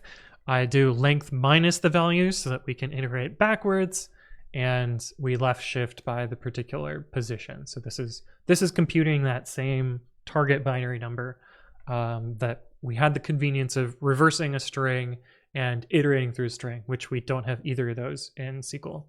So I fudged it with generate series. Similarly, this is an array of all of the button values, and the button values are a little bit easier to do here. It's just left shifting the index and summing those together. So for instance, this button here is 1 shifted left and shifted left by 1 and 1 shifted left by 3. So 2, 4, 8, 8 plus 1 or 8 plus 2. So this should be the binary 10. And so we're basically converting all of these into an array of integer values, and those won't change throughout the iteration. We'll just keep those around as a convenience. And so in our recursive query, these two last columns will always stay the same. Okay, next we do our recursive query. This is kind of that flip-flop that I was talking about. So either these are going to be null, and then we'll figure out the next value, or we flip it back to null. So we're basically bouncing between these. And so when it's null, we need to figure out the next one. I'm basically just chomping the first JSON array looking thing, looking for the first close squacket and chomping that off. It happens to be JSON, so I can use JSON operators to get the first value and the second value. And so len and n are computed this way. Next is the to do, kind of our queue. And we basically just concatenate on new arrays. This is also another annoying thing about SQLite, which SQLite does not have an XOR computation. Fortunately, you can make bitwise XOR using not, and or. This is the equation for that. I did look this up, even though I definitely knew this from school, but obviously every other language that I work in has an XOR operator, so I don't need to implement XOR using not, and or. But anyway, this is XOR. This is bitwise XOR, and so I had to do that by hand. But I'm basically concatenating on every possible button applied to that n, and so this is kind of extending that queue. Note again here that like when it's null, we're not really doing any work here. We're just chomping off that first chunk. Also, if it's non-null, that means we have a scene and a length. We can check if our scene is already taken here. And so I'm using a light query on that scene string to see if the n is in there surrounded by underscores. And in that case, then we just do nothing. Otherwise, we haven't seen it, and so we're going to extend out our queue here. And then finally, our scene string here. When it's null, then we're not doing anything because we don't have a value to check whether it's seen or not. If it's already been seen, we're not going to re-add it to scene. Otherwise, we're going to concatenate on our scene with the value and an underscore. So underscore separated string. This is the performance hack again. Like it would have been a lot more reasonable to do this as JSON, but the JSON parsing and unparsing was so slow that this was like an order of magnitude faster. And again, we don't change the destination of the buttons, so those get passed along. And finally, we want to, I don't think this was needed. Oh, it was needed. Yeah. Because we're doing the bouncing back and forth. So we don't want it to terminate while we're figuring out whether we have to do work or not. I don't know why I didn't capitalize these. Inconsistent on my part. But once we find the destination, we know we're done. And we can sum. Oh yeah, because we are processing a whole bunch of them. So I'm actually going to cut out these ones so that we can just watch one of these run, because otherwise it'll be really confusing. Because the SQL query runs all three of them at the same time. And so let's watch this go. So great. Okay, so we start with our initial case. We just have 0, 0. Let's put it in box mode so that we can. So that's a little easier to see the columns. By a little bit easier, maybe not. Right, because the Q gets a little nuts. Ah, damn it. Well, maybe just turn off box mode and I'll just highlight it with my mouse. Okay, this one does a lot of computation. Okay, so the first two are null. The second time we run this computation, we popped this value off, and we are at position. You know, we've done 0 presses, and our number is 0. Again, we parsed our target value, which is 6, and here are all of our buttons. So that's kind of one pair of figure out the value and do the, well, we haven't done the computation. Initial value, figure out the value, do the computation. So in this case, we took 0 and we did 1 press. So we see 1, 1, 1, 1, 1, 1, 1 in all of these. And we've XORed 0 with these. Anytime you XOR with 0, you're just adding or ORing. Either of those are valid operations. So you can see here 8, 10, 4, 12, 5, 3. We've also seen 0, so we add it to our scene set here, and these stay the same. All right, next we're gonna pop this part off. So we figure out the 1 and 8 here. And again, like, this isn't a JSON array, it's a bunch of JSON arrays smashed together. But it was much more efficient to do it that way. Okay, so we popped off 1 and 8, then we did computation based on 1 and 8, which produced these values here, added those to the end of our queue, and we've seen 8. And the breadth first search just continues onward from there. So we continue to do work. Our scene set grows and grows and grows. Our queue grows and grows and grows and grows. And eventually we find the value at our target. So our target was 6 at 2 presses. So we were successful. And this was what the queue was at that point. Real long, but whatever. And these are all the values we saw along the way. So that's essentially how it works. Breadth first search and a scene set and some tricks to make it faster. I originally wrote this using the actual JSON parts, and yeah, it took way longer, so I rewrote it for funsies. Okay, that's part 1. Part 2 is where things get crazy. So we need to be able to, let's put these back.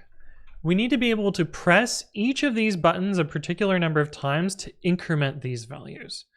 And the way I thought about this is a series of equations. So if we take, let's just take this one value and we'll write out some equations. And then this becomes a linear algebra problem. Okay, so we know the buttons that contain 0 need to add up to here. I'm gonna label these as particular indexes. So we know we need, let's say, we'll actually call them by letters, A, B, C, D, E, and F. And so we have,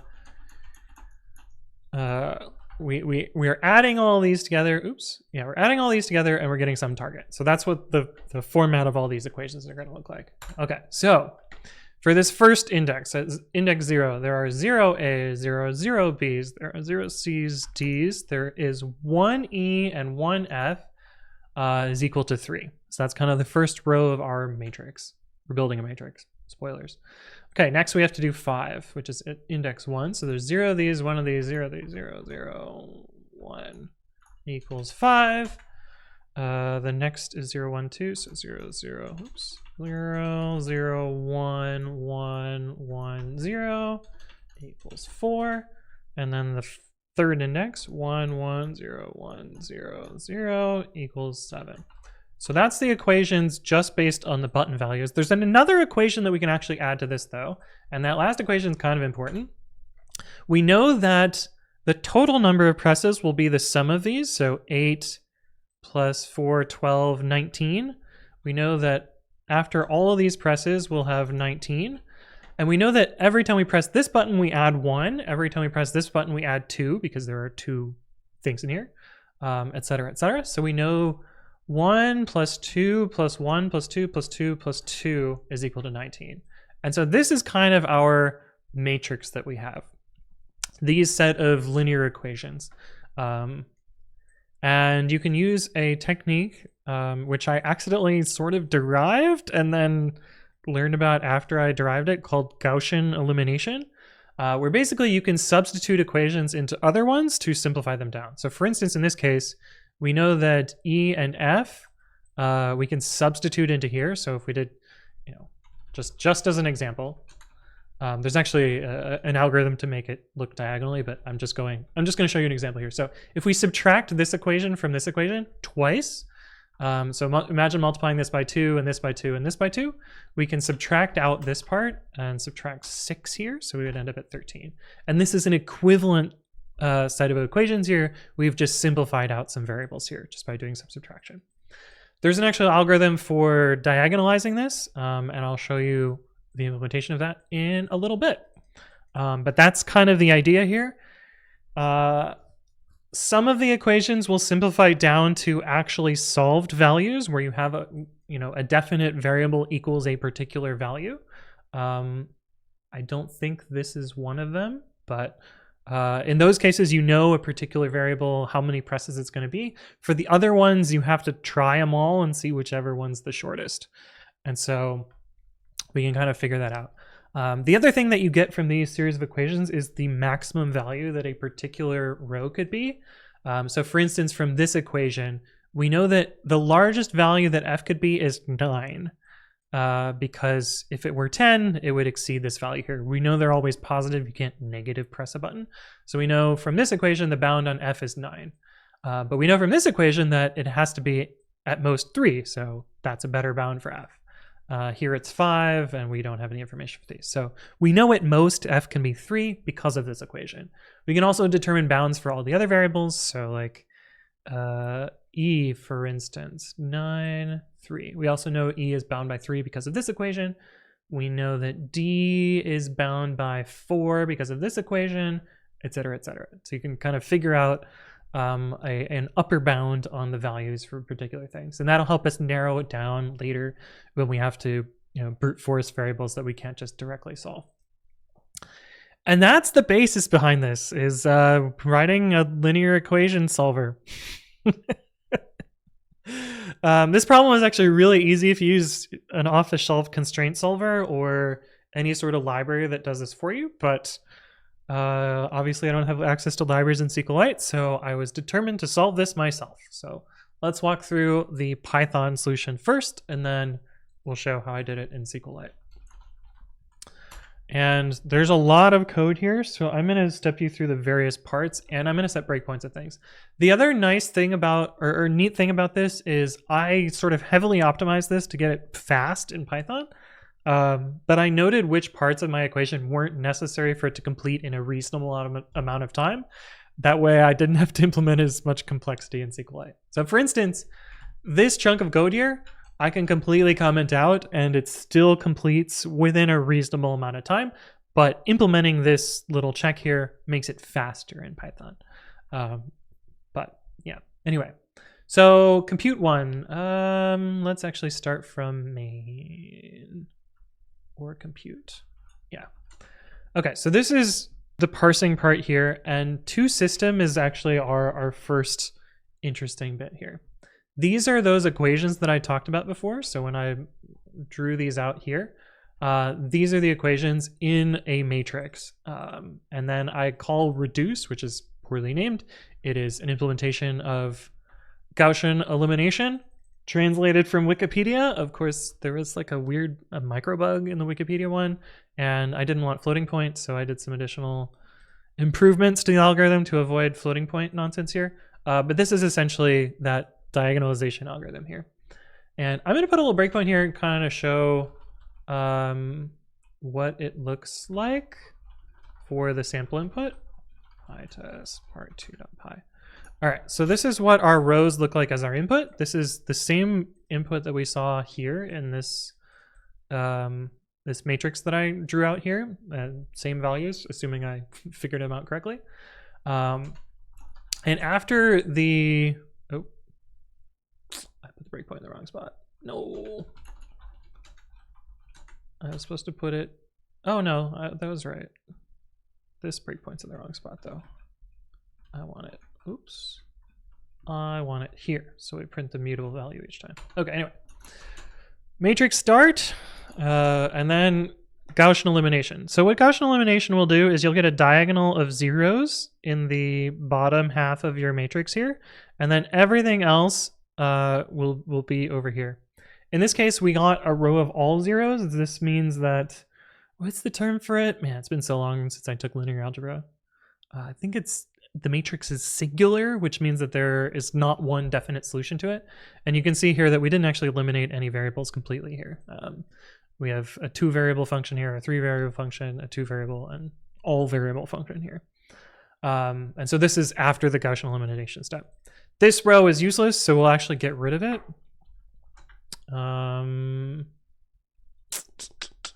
We'll actually get rid of it. And I actually implemented a separate step to this, which is a partial back substitution. Turns out this is not needed for the problem to complete, but I thought it was kind of interesting, and it did make the solution faster. But this is not something that I bothered porting to SQLite because it didn't make any difference. Well, it did make a difference, but it wasn't necessary for it to complete.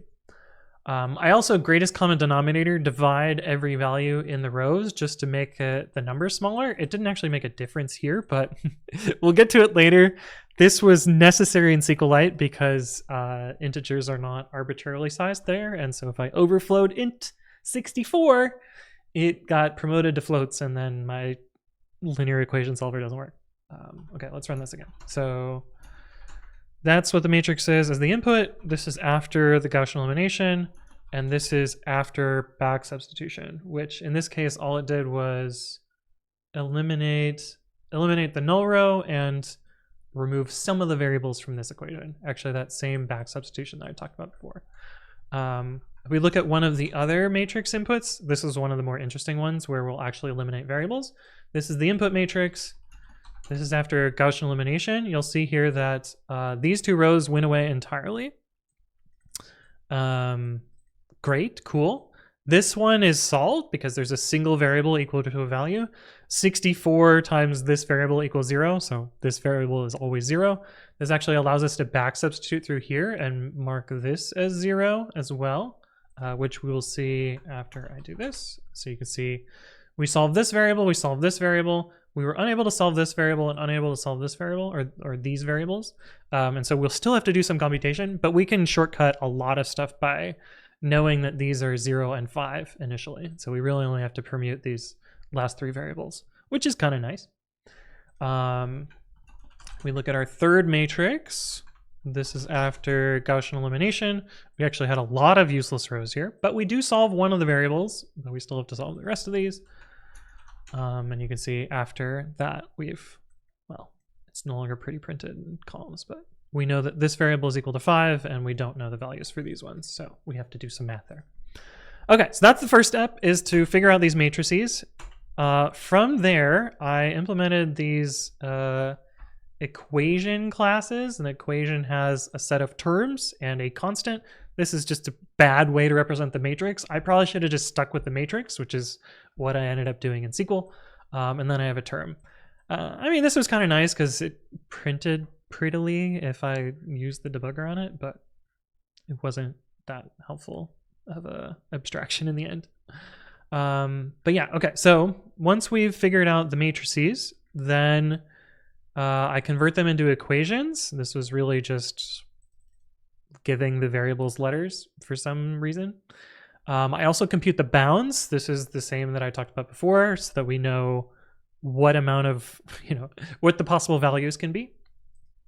And then we have our equations. From there, we call compute one on our system with our bounds, the system being the set of equations. Compute one. And compute one is essentially, if we have a trivial equation, this is a row of zeros, essentially. We subtract it out. If we have no system, we're done. We don't need to do any presses anymore. We've eliminated all the equations. And if any of them are illegal, like basically we've substituted some value and that's made something impossible, we're just going to return max size because we're trying to find the minimum value. And so we just pick some really arbitrary large number to invalidate that particular equation. I found a couple of cases where I can mark an equation as illegal. One of them is like,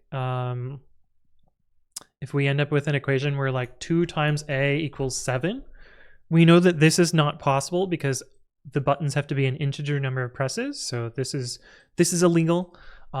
If we end up with an equation like a equals -5 or like a plus b equals -5, we know that this can't be correct either because these all have to be positive values. In the same way that -a minus b equals 5, this is actually just another form of this same equation here. Both of these are illegal.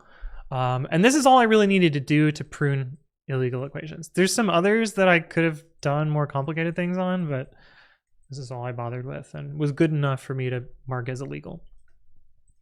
So yeah, if we find an illegal equation, we can just immediately return out. This was another not, actually, I'm just going to comment out all of the non-load bearing parts because we're not going to be porting them to SQLite. So this whole thing was not load bearing. This optimization was not load bearing. This is basically saying if the constant is 0 and we have some sum of variables, we know that all of those variables must be 0 also, if they're all positive or all negative. But turns out that optimization doesn't help us all that much. If we have exactly one term left, we can solve it. This is an important optimization. So basically, we know what a button's value is supposed to be. We can avoid doing the whole looping over every possible value. But otherwise, we pick a particular variable and its maximum value. This comes from our bounds. Technically, it comes from our bounds with some not necessary computation here. There's technically some cases where you can clamp the bound a little bit lower after you've done some compute, but this wasn't needed for the SQLite solution. It was just an optimization after the fact. And in fact, this also wasn't needed for SQLite either. I just picked the last variable in SQLite, which is fast enough. There's some weirdness about my solver that I never really figured out, but it is what it is. This, we're picking a variable and we're picking its bounds, and then we're recursively eliminating that variable. So we grab that variable, we substitute that variable into our system, and we try and find the minimum value of all those. And so this is going to recursively narrow down each variable of our equation and eventually find the minimum value of the number of presses that we need to do. And that's the rough algorithm. It's still pretty slow. On my input, I got it down to like 5 or 6 seconds, but it was good enough. And so I said, to hell with it, I'll call that good. Let's show how I ported this to SQL, because I actually think this was really difficult to port to SQL because representing matrices and doing matrix operations was very tricky. But let's take a look at it nonetheless. First, we start with that same parsing nonsense as before, although in this case we're keeping the last value rather than the first value. So we have buttons and dest instead of dest and buttons. Same SQL nonsense there. I create the rows of my matrix as row 1, which is kind of this summed one here, and then the rest of the rows. And it was easier for me to do this separately just because I was having a hard time debugging this and keeping all of the JSON operations in line. But this is what that looks like. So insert the sum of all of the values at the end of the array and then the length of the middle of the array. This is essentially this row here, which looks like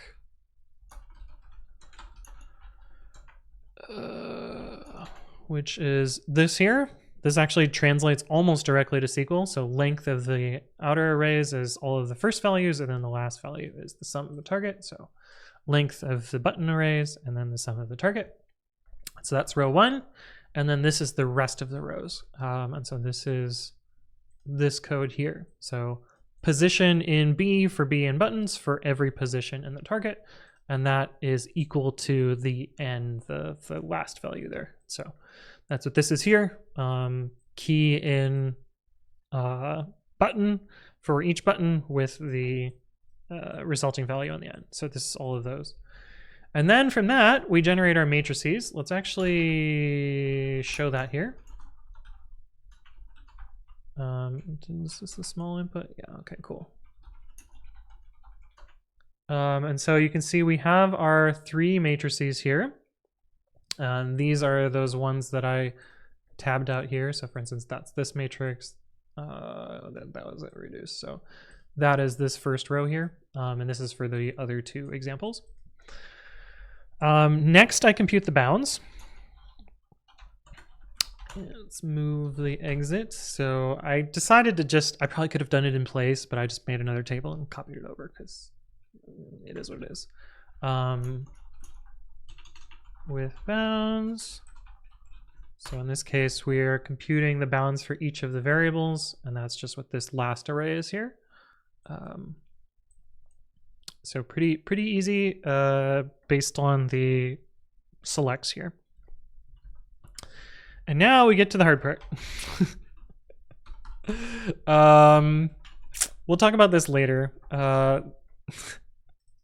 This is where functions would be really great, but there's no functions in SQLite, so I had to compute greatest common factor, or at least a good enough greatest common factor so that it didn't overflow integer.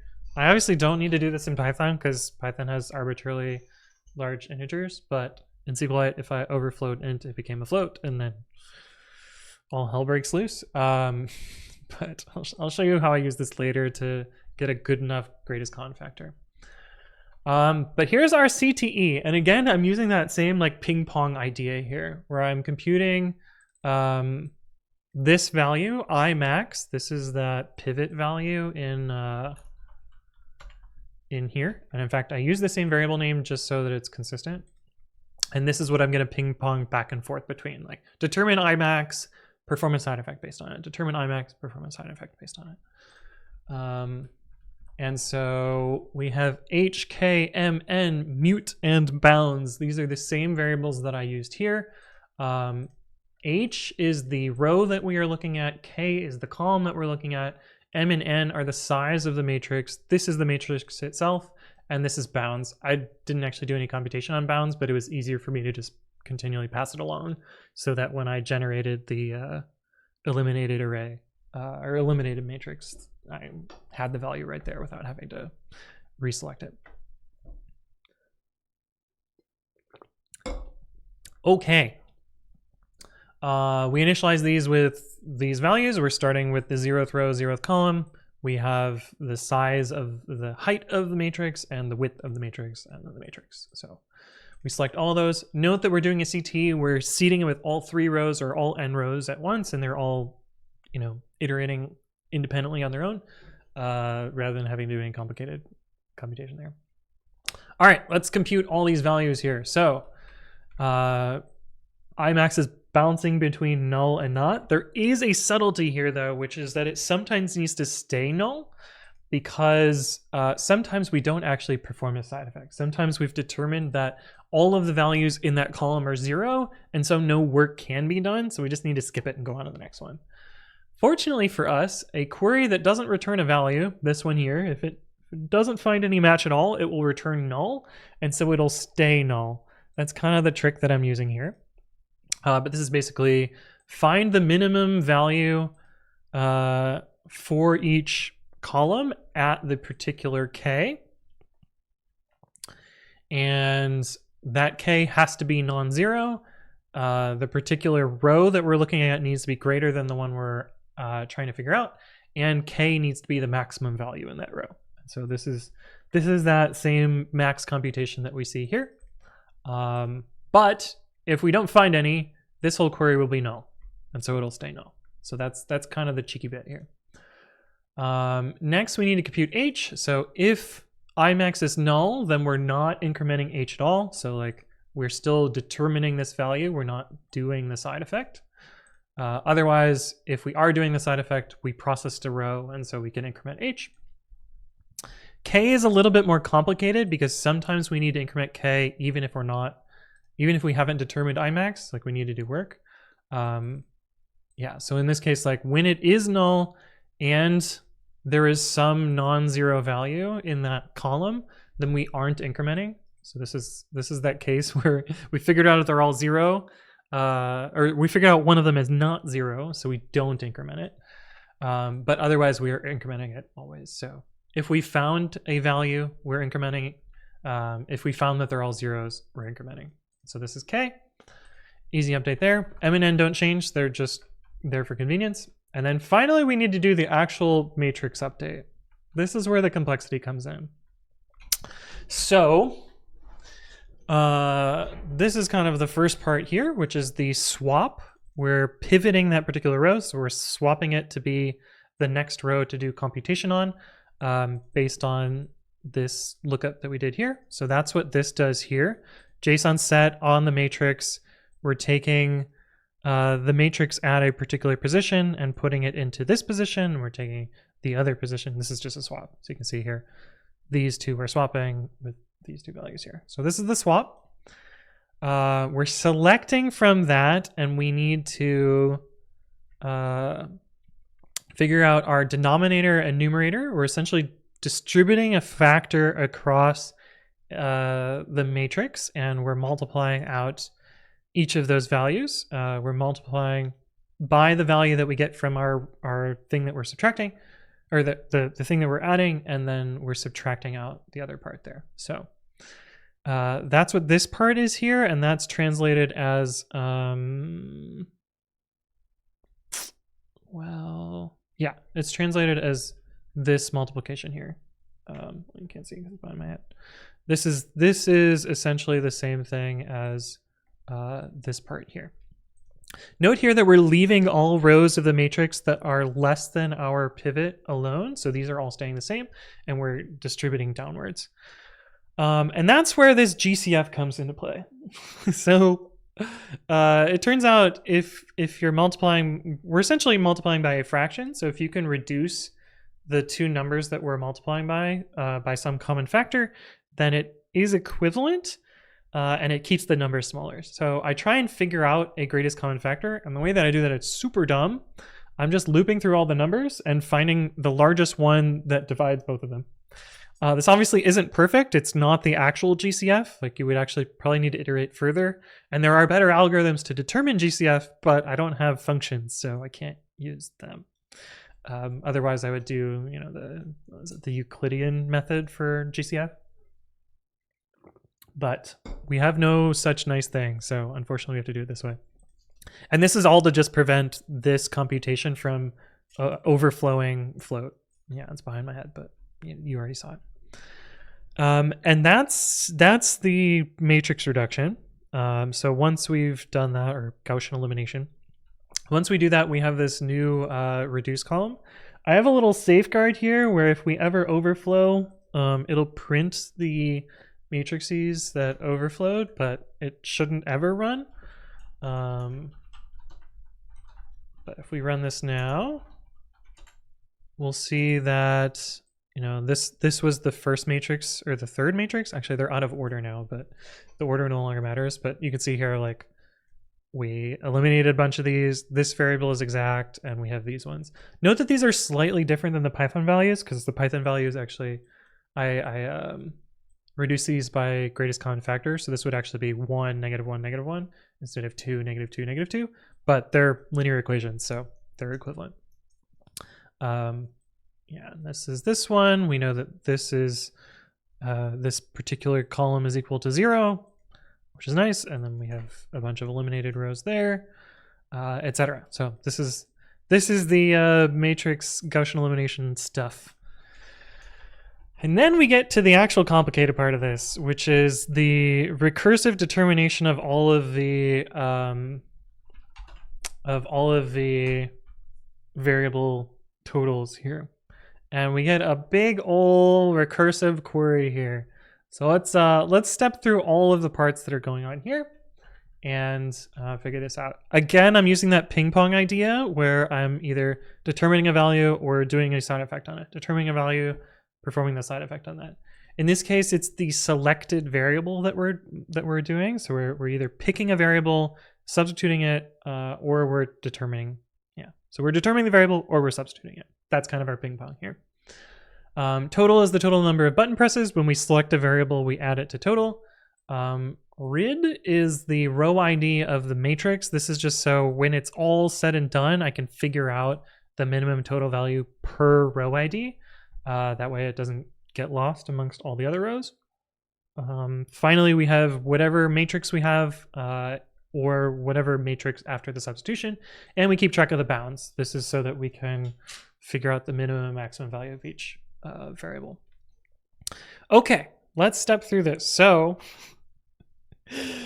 this is where some wild stuff happens here. So we are trying to figure out which variable we are substituting in, and I have ordered them in priority order here as a bunch of selects. So first we're going to try all of the exact solutions.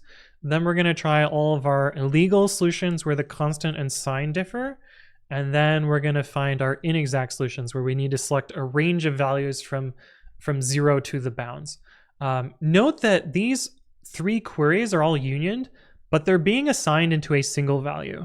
When you assign a set of rows into a single value in SQL, it's just going to take the first value, which is a bit of a hack, but very convenient in this case.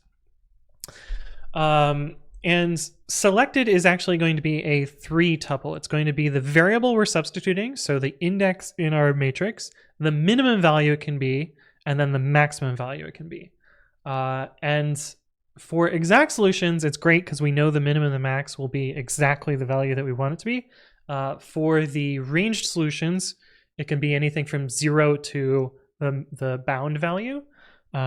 And you'll actually see another trick that I use here, which is for illegal values, I can just set the minimum and maximum to be an empty set. So between -1 and -2, they're on the opposite side of each other. So this is actually an empty range. And I can use that to just completely eliminate those and not bother trying to compute further in there. And so this is kind of the elimination of illegal values. We'll talk more specifically about that in a second. And all of that is done to make our inner query select all of those various values. So when we have selected, we're going to join on a series that's from 0 to n. Or if selected is null, we're going to join from 0 to 0. And we're going to add that value to our total. And this is kind of the magical, this is how we fan out every possible value here. Yeah, okay. And we add that to our total. So let's walk through each of these various queries and explain kind of what's going on here. So exact solutions. This is the situation where we find a matrix. Oh, I don't have any examples here, but we have a matrix that looks something like 0001, something like this. So we know in this particular case, there's only one variable in our variable section, and we know it's equal to a constant. Or this is some non-zero number. So I don't know, say it's 3. We know that this variable is equal to 5 because of math. And so this query is figuring that part out. So basically what it's doing here is looping over each matrix, removing the last value, the constant value, finding all of the inner values in that array that are non-zero. So in this case here, all of the ones that are non-zero. So it ignores these and ignores these, finds just a single value. And then we're grouping by the key where there's exactly 1. So this is saying we found one row in our matrix where there is exactly 1 variable. And we're just finding the first one. And so that's what this query does. The n, the constant value, is retrieved from this inner query. We're also selecting the variable index as this part here. I don't know why I did these in this order. I probably should have done them in a different order to make more sense. And we're selecting the value. So in this case, we would select 15 for n, 3 for the value, and the index is 0, 1, 2, 3. I guess it's also 3 as this triplet here. Then from there, we can determine a couple of things. First, does the variable actually correctly divide the value here? So in this case, it would. 3 does divide 15, but if this were 2, it would not divide evenly. And we know that's an illegal answer at that point. So if it's not evenly dividing, then we know we can produce an empty join set later. If the value that it would produce is negative, so for instance, if this were -2 equals 10, that would say that this variable is equal to -5, which is not allowed. And so we can also eliminate that here. That's the second case here. Otherwise, we know it matched evenly. And so we can say this variable is from its exact value to its exact value. Produce a single integer when we join later. So that's exact solutions. Next, let's talk about illegal const and sign differ solutions. So in our actual Python solution, that is this bit here. So the terms were all positive and the constant was negative, or the terms were all negative and the constant was positive. I actually figured out a smarter way to do this while implementing it in SQL, which is just figure out the minimum value, figure out the maximum value, and compare their signs with the constant. I don't know why I didn't think about that when I was solving in Python, but I had a stroke of genius at the coffee bar. It's actually, calling it a coffee bar is kind of funny because it's a coffee shop and a bar. And yeah, anyway, coffee bar. Okay. This is that computation here. Basically, the constant value is negative and all of the constants are positive, or the constant value is positive and all of the term values are negative. And so this is another illegal case. Doesn't matter what variable we have, we just give it an empty join set here. The cool thing about this empty join set is this is an inner join down here. And so if the inner join produces no rows, it completely eliminates this part of the recursion. So we don't even have to do the computation after that. We just cut it off at this point, which is really cool. Saves a whole bunch of computation here. Okay, so that's our illegal constant and signs differ. Now we'll talk about our inexact solutions. This is just, we're gonna pick any variable that hasn't been computed yet, and we're gonna we're gonna figure out the bound value based on our bounds array that we have here, and that's it. So we're just finding some variable that we haven't computed yet.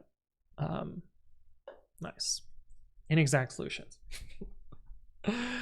Finally, we update our total based on the value, which could be either the exact value or something in that list. Later, we'll figure out the minimum value of this. We pass along the row ID, and we need to substitute that variable into our matrix. So when we select something, or when we don't select something, the matrix doesn't get updated. Otherwise, we have to do computation. And in this case, we're zeroing out the selected column, and we're subtracting from the constant term. So for instance, let's say that we substituted this variable with 4 for whatever reason. So we would take this, we would zero it out, and we would subtract 4. In this case, we would actually subtract 8. So we would subtract 8 from this as an example. So that's kind of what that substitution is doing there. And so, yeah, zeroing out this part and subtracting out the part of the constant here. I'm using just a single JSON replace rather than doing it in 2 steps. And any pairs of index and value can be done here. So you could have arbitrary length of arguments here, which is kind of nice. That way I don't have to nest these super deep. And I'm also eliminating any rows that are just all zeros here. That way, when we're done, we can just check whether the matrix is empty or not, because the full 0 rows don't help us. They don't do anything. And we just do that while the matrix exists. So we just substitute down. After that, we group by the row ID. This was the input matrix ID, and we find the minimum total from all of those. We just do all this work. But I wanted to show how this iterates, because I think this part is actually really, really cool. And we're gonna, oh shit. Yeah, we're gonna, gotta put this back. We're gonna just run one of these matrices because that'll make it easier to understand what's going on. So, yeah. Okay, cool. So, we initialize this with nothing. We have not figured out a selected. We have a 0 total. The first variable that it decided to pick was variable at index 5, and it has a range between 0 and 3. So this is what we selected, and then we joined on it. So we actually have 3 rows that were produced as a result of that. So that's these rows here, where the value is first substituted with 0 or 1 or 2. And you can see index 5 got eliminated here. So we substituted a 0 in this one, 1 in this one and 2 in this one, and the constants got updated appropriately. Next, we processed from this row, we determined that we should substitute variable 1. And in this case, we determined that there's an exact value for it. We substituted in 5, and we see that, well, actually, because it's processed as a queue, we get all 3 of these determine an exact value for variable 1, but we only process 1 at a time. Actually, all 4 of these. Yeah. And so then these are the next substitutions there, where we substitute variable 1 into those. We then are able to substitute variable 4, which substitutes down to here. And then we were able to substitute variable 3. Well, we actually don't know variable 3. We had to pick a range here, so it balloons out again here. Let's see one where it's illegal. Oh, here we go. So we figured out in this particular case that it was impossible to satisfy variable 2, so we eliminated it out here. We actually had exact solves for variable 2 in this one, and in these ones, and illegals here. And this was all of the reduced down possibilities here. Actually, this is really interesting because these matrices are all actually equivalent to each other. Oh no, they're not. No, they're different because these are all the possible solved values. Interesting. But at this point, the totals are all 9. Very interesting. But yeah, these are all the possible solves for the remaining variables, and then these are all the totals after it's tried all of those. And so then the thing to do is to pick the smallest one, and the smallest one, there's, I guess, several ways to solve this with 10 button presses, and so it just picked the minimum from that. And so that's how my linear equation solver works in SQL. Putting that all together, if we put this back to where it was, we can run that all. Oh, and we have to put these rows back here to get our sample input here. And that's the answer for the sample input. I did want to show you what happens if I don't do that greatest common factor. So let's actually run my full input here and reduce the factor down to just 1 to 1. So it's never going to get a greatest common factor. And you'll see here that, well, it doesn't even get far enough to generate the matrices, does it?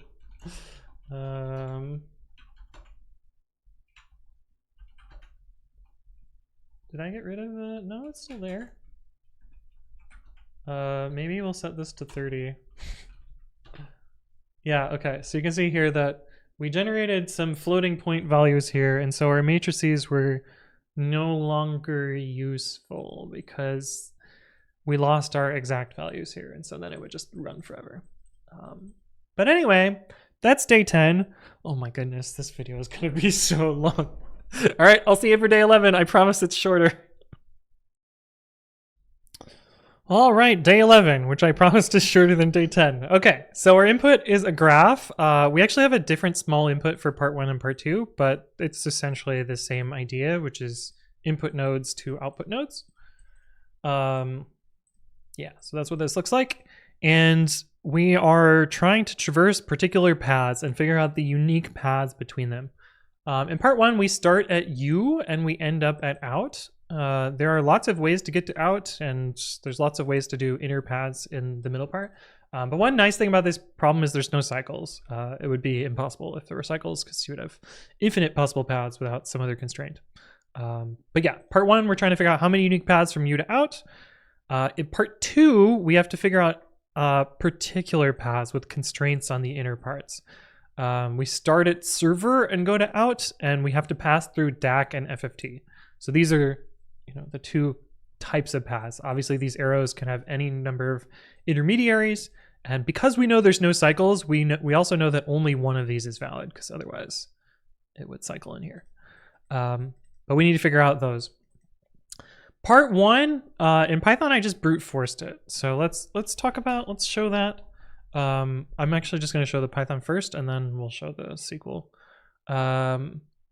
Yeah, and I wrote my own SQL-like version of, because I actually only solved, I wrote one solution for SQL that solves both of them at the same time, because I was able to generalize it for part 2. So I just computed all the paths. That's all I did here. The input was small enough that this was fast enough. Yeah, it took a while. Yeah, it was not, the fastest way to do this, but it was good enough. And so I decided it was good enough. But yeah, this is just a breadth first search where we figure out a path that reaches out and append each candidate. I didn't even use a scene set here. Like, this is as brute force of brute force that you can get. But it was fast enough and got me an answer, and that's all I really cared about. I then implemented a version of this that is similar to what I did in SQL. This is inspired by my part 2 solution, so I'll probably show you that first and then show you the computation there before we jump into it. But yeah, let's look at part 2. Part 2, we need to compute certain sets of paths. Interesting to note, or I guess useful to note, if you can determine the number of paths between these two, and the number of paths between these two, and the number of paths between these two, you can multiply those 3 together to get the total paths for all of this. Also, if you can determine the number of paths to this, you can add all of the paths that get to that to get the previous point, which is kind of the trick that I use for part 2. My part 2 solution actually looks really silly. This is it. This is most of the computation here. Cache the result. We're asking for how do we get from this point to this point. If they're the same, there's only one path. If the from is out, then we can't go anywhere else. So we know that there are 0 paths. Otherwise, we sum all of the paths from the next edge onwards. So for instance, if we're looking at C, we know that we can sum all the paths from D and E to whatever our target was. So say our target was out, we can get the paths from D to out and E to out, add those together, and that's the answer from C to out. So looks really simple, but that's good enough. That's exactly maybe the best way to solve this. I don't know. And then in the end, we can just do that multiplication that I talked about. We have the 2 possibilities here, but one of these multiplications will always be 0. Otherwise, there'd be a cycle in the graph. And so that's how I did it in Python. But this doesn't translate well to SQL at all. Like, we have a recursive function call here that we're caching. That just doesn't help us in SQL. So I decided to take a different approach in SQL, which is to build up from the bottom to the top. And so this is what that looks like. In Python, it's copy-pasted code, but I was actually able to simplify it down in SQL. But let's take a look at what we did here. So basically, we have a set of unknown points. Like, we know we haven't figured them out yet. We know what out is, and so we're going to compute every possible path to out and the number of paths for those. While we have unknown paths, we are going to loop through each of them, see if we can figure out whether they're known or not. So if all of their targets are known, basically, if we know all of the values of these, we can get the value of this, is the idea. And so if we know all of them, we will remove it from our thing after we've done all this loop, and we will add it to our known set here. So we can say that, like, known K is the sum of all of its targets. So C is the target of all of D and E. And then we remove them. And so basically we're just iterating down to, like, take all of these unknowns and convert them into knowns. And so the first thing we do is we try and figure out all of the paths to out. This gives us 2 useful bits of information. We know FFT to out and DAC to out. Those are the values that we need later.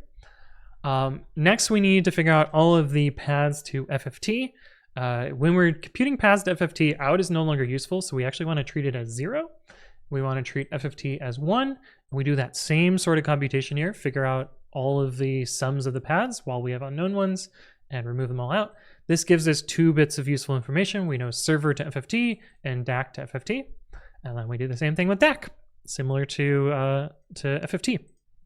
And so we figure out server to DAC and FFT to DAC. And then finally at the end, we multiply one possible path with the other possible path. And this is similar to how I implemented it in SQL. But both of these algorithms work. This is obviously the much more effective and efficient and, recursively defined one. I was a little sad that I couldn't translate this recursive definition to SQL directly, mostly because this cache is doing a lot of heavy lifting here. With recursive triggers, it'd be pretty easy to just like insert or replace and do this as a trigger, but I didn't have that luxury, so sad. Let's take a look at the SQL for this. Oh, right, it's solution because I was able to put them all into one. Let's do small 1 and then we'll do small 2. Both of the small inputs don't have an answer for the other problem, which is fine. It'll just show up as null at the end. But webs. Okay, so this is my input parsing. I don't even remember what this looks like. Let's look at what the JSON that it generates is, because we can. Comment that out and comment this out. Put a semicolon here and exit. Okay, yeah. So it's arrays for each line in the source node and all of its target nodes. Cool. Okay, good to know. I've been recording all day, can't you tell? I guess you can, because you can see the timestamp up here. Okay, but anyway, that's the parsing. We get the sources and all of their destinations, and we put that into an edges table. This is a little optimization. I figured out the edge counts of each source node. That way it was cheaper to determine whether I had satisfied all of the edges when I'm doing my recursive table, which, yeah, now we need to do our counts. This is from source to destination of a particular number. We are basically determining that from the bottom up. And then we have our recursive table. We actually have 3 seeds in our recursive table. This is similar to this part down here, where this is 1 seed, this is another seed, and this is the 3rd seed. I actually was able to eliminate unknown in my computation because really it's just, is known the same as the set of edges? Like +1 because we have an extra value here, but yeah, I didn't bother updating Python after I fixed the SQL, so it is what it is. But yeah, we basically have target and known, so we're trying to figure out all of the things that go to out, and our known value is an array of out and 1, so that's that 1 seed. This one, we are looking for each of FFT and DAC, so target is either FFT or it's DAC. We know that its value is 1 and out is 0. That's similar to the seed value here. And then we do our recursive query, which is less computation than the last one, but still fairly complicated here. So this is actually our lookup here. We know all of our known values that we already have, so we keep those in our known output, and then we're not doing union all, we're doing union here. This way we eliminate duplicates. We are finding all of the ones that are known, so we're going from a source and summing all of the known values from our edges. Oh yeah, this is to figure out whether our edge count is satisfied. So this is to say, like, we know we've gotten the right number of edges down here if every single one is satisfied. We're also joining on, yeah, so we're joining on our already known values. So this is a self join to sum. So this is what's going to eventually be summed here. This is summing every destination from each edge. And finally, we're grouping by our input edge and summing the values and adding it into the output. So it's going to slowly build up the known values over time. Yeah. And that's really it. So the termination condition is all of our known values is equal to the edge count plus 1. So total number of edges plus an additional one because we have a seed value in both of them. And then finally, we are selecting those out when we are at our termination conditions. This is similar to what I talked about CTs earlier, where your final where and the where here are usually opposites. So does not equals equals. And that gives us all of our counts. So for part 1, our counts is from U to out. For part 2, it's the multiplication of server DAC, DAC, FFT, FFT out, and then server FFT, FFT, DAC, DAC out. And so that's this. Pretty straightforward. I really like that. I really like that this simplified down to just a single recursive query, whereas in the Python code I had to like write 3 while loops, which was kind of gross. But the ability to do parallel computation here is kind of nice. Let's show the recursive query running because I like doing that part.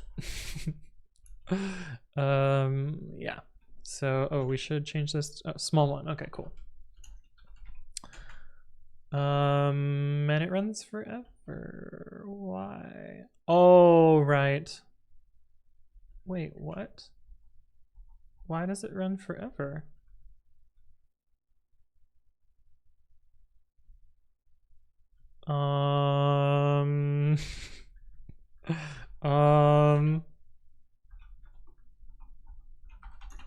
Oops.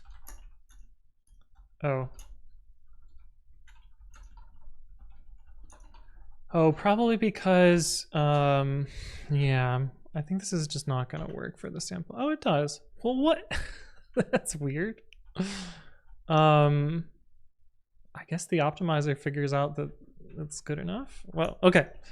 This is where the limit comes into play. Let's just limit to 100 or 20, maybe. Yeah. Oh, right, because one of these is never gonna complete, which is fine. Yeah, I guess out. Huh. Weird. I guess I should put a bogus value in here so that it actually terminates. Anyway, you can see here that these are our seed values. We figure out some done ones from this. We figured out some done ones from this, etc. And it just builds those up over time until it eventually figures out the total set of done values here. I think that's all of them. It is weird that it's off by 1 though. It makes me uncomfortable. What happens if we make that limit higher? I'm kind of curious what it's looping forever on because I feel like it should just be done. Yeah, what the heck? It stopped here. So why, if I do this, does it go forever? Oh, it doesn't anymore. Okay, I don't know what I did wrong then. That's the full recursion of the table. It's late. I've been at this for too long. Okay, but anyway. So part 2, the small part 1 input didn't have the server parts in it, so we didn't get any results here. If we do small 2, we'll get a part 2 answer, but not a part 1 answer because there were no U's in that one. But anyway, that's day 11. Quite simpler compared to day 10.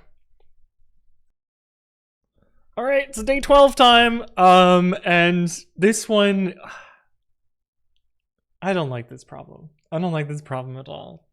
And I accidentally solved it and I'm not happy with it. But anyway, let's demo the problem. So the input is a bunch of puzzle pieces and rectangles they need to pack into. This is what they look like. So a bunch of puzzle pieces, they can overlap, etc. And then at the bottom, there's a bunch of rectangles that they need to fit into, and the number of each puzzle piece that needs to be used. They're actually presents and spaces under the tree or whatever. This is a very mean problem because this is actually an NP hard problem to solve and to solve properly. And the sample inputs are not easy solutions. They're ones where you would actually need to compute essentially every permutation and check whether they're successful or not. I actually chose not to solve the sample input, and after a while of accidentally trying various heuristics, I got an answer that worked for my solution, but doesn't solve the problem generally, because solving the problem generally is hard, impossible, provably difficult. I found a paper where somebody generalized up to 15 by 15, but if you look at like some of the, or I guess we got a few more bytes than that.